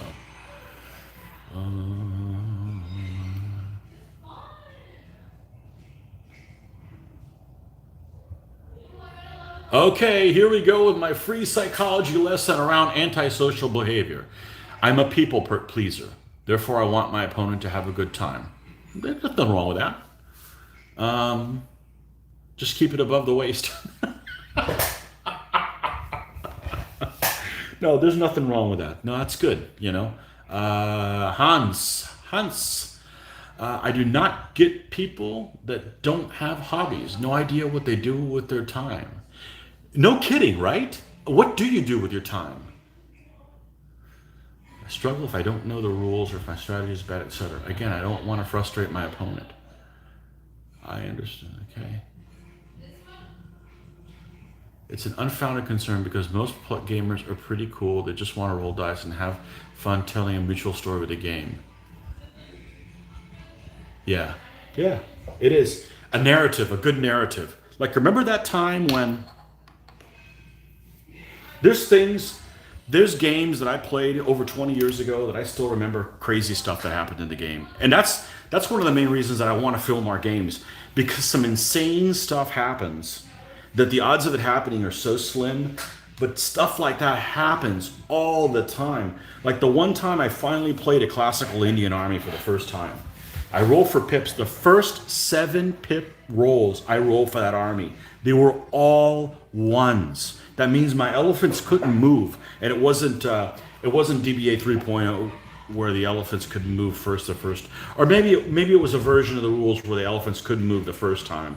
But regardless, they were stuck basically where the enemy just enveloped them and destroyed them completely because they weren't able to move at all. And yeah, that was crazy. But what are the odds of something like that happening? Like nil? Like you should be winning. I should be a lottery winner. It's more likely to happen than rolling 7 ones in a row. So, yeah. So I want to film all that stuff so people can enjoy the stuff that we're enjoying, even if it's just looking at Mitch's feet. Whatever you want to make out of it, as long as it's a positive experience, that's all good. But I remember a narrative of games that have happened 25, 30 years ago that's still very memorable, almost like it happened yesterday. And that's really cool. Okay, so this guy has a red jacket. So what color hose is he gonna wear? Let's see. He's pretty bright there. Do we have this pose and like a light colored hose? No, we have that one that's kind of gray. So let's do but this with brown. No, it's too simple. The other one. This is what takes a while. Like, okay, what that color is going to be next to the other one. What should I do? So I don't make it worse by what color was that? German World War II beige camouflage. Okay, so this has got to be like the base color of like the Zeltbahn. Okay, that's got to be what that is, because there's no German camouflage that's that color. That's got to be like a Zeltbahn base color. Now there's something I don't want to paint in 20 millimeters, a Zeltbahn. Although I've seen other people paint them and they look amazing, but yeah, I'm not gonna go there. Let's see. Let's use some. Let's do like a nice. Let's try this color. This is almost an off-white color. Okay. Yeah, it's hard to find other people to talk about this. That's another reason why I like doing what I'm doing right now. People that have a common interest. Hey, even if you guys aren't interested in 15 millimeter, even if you guys aren't interested in DBA, the fact that you paint figures, hey, that's a big plus. You can't find somebody that does that around here. In our paint group, Joe paints. That's it. Oh, Scott has painted in the past. Mitch doesn't paint. Luke doesn't paint. Patrick doesn't paint. So, painters are few and far between. So. Video games give you short-lived accomplishments, but the end result is usually just time passed. When you finish painting a unit or building an army, you have something to show for the time. Exactly. Absolutely. That said, I play hundreds of hours on video games. Absolutely. Yeah. There's video games that I bought that I've never played. That if I don't play again, I still got my money's worth out of it. We play as a family. We play Diablo. We played Diablo 3. We don't play it now, but we've tens of thousands of hours playing that. And I don't have a gaming family. That was just something that we did. All kinds of stuff. Yeah, and there's lots of games. I'm not interested in most games, thank goodness, or I'd waste even more time. So. They're buying painted armies. You paint them. No. I don't paint for people.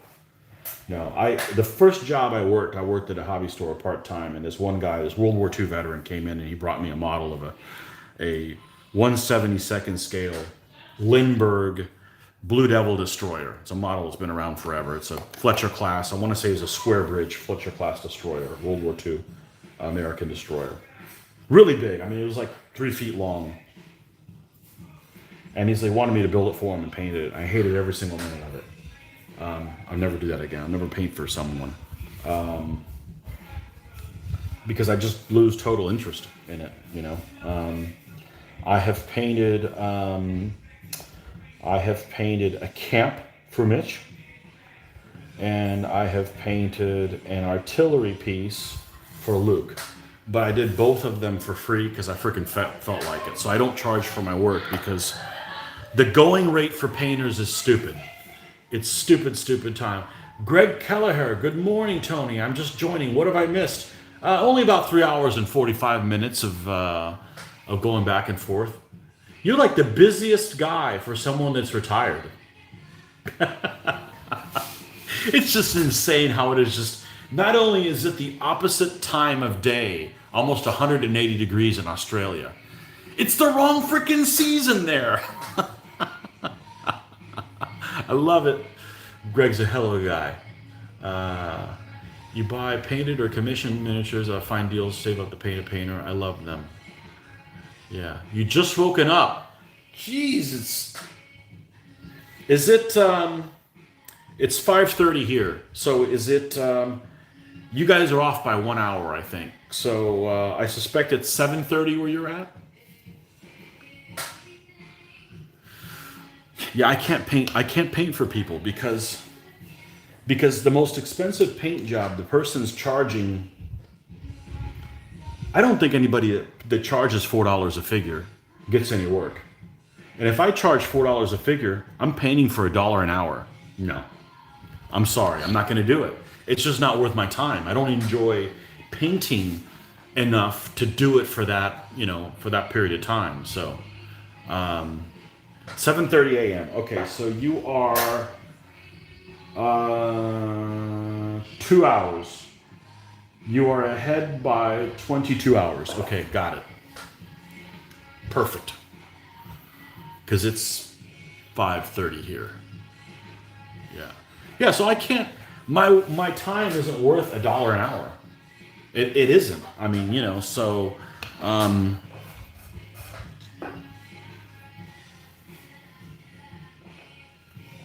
mean, even if and I can't charge what I make at my job because, I had one guy, I remember, he's the going rate, he wanted to pay me, I'll pay you double the going rate. I'm like, I'm not going to do that. I mean, that's not what I want to, especially since I had that bad experience right off the bat of not enjoying and hating every minute of painting for somebody else. I think it was probably a good thing that I did that. Hold on 1 second.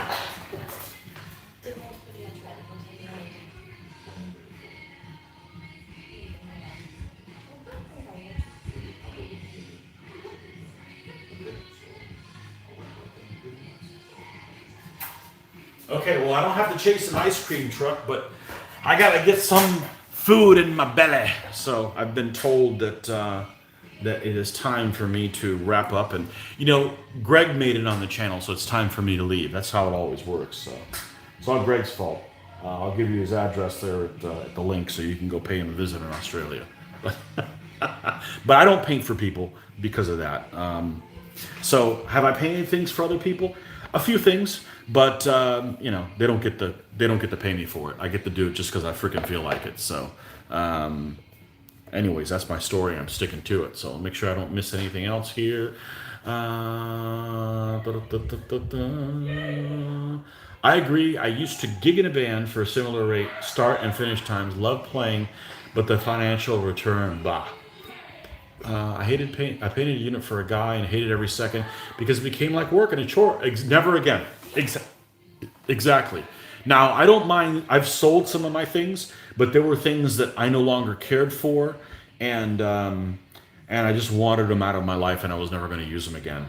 And it was kind of funny. But like, I had a bunch of 1/2400 scale ships. I had like 400 or 500 of them, and some of them were half started, some of them were finished. I basically sold them for more than what I had paid for them originally, because during that time period of like 15 years, they had gone up in price from like The battleships were used to be $5 a piece, and when I sold them, they were running around 12. So I was selling things for like $12, even though they were painted. I was getting my money back out of it. So I didn't feel bad about that. But I don't normally sell them. I'm not selling my DBA stuff, you know.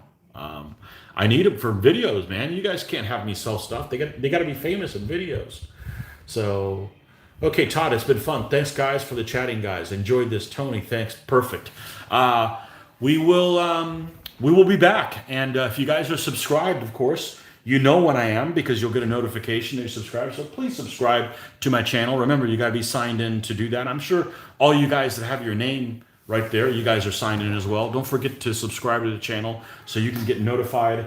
This has been most useful and entertaining. I hope you guys have found it as well, and we'll catch you guys next time. Until then, happy painting. Bye-bye.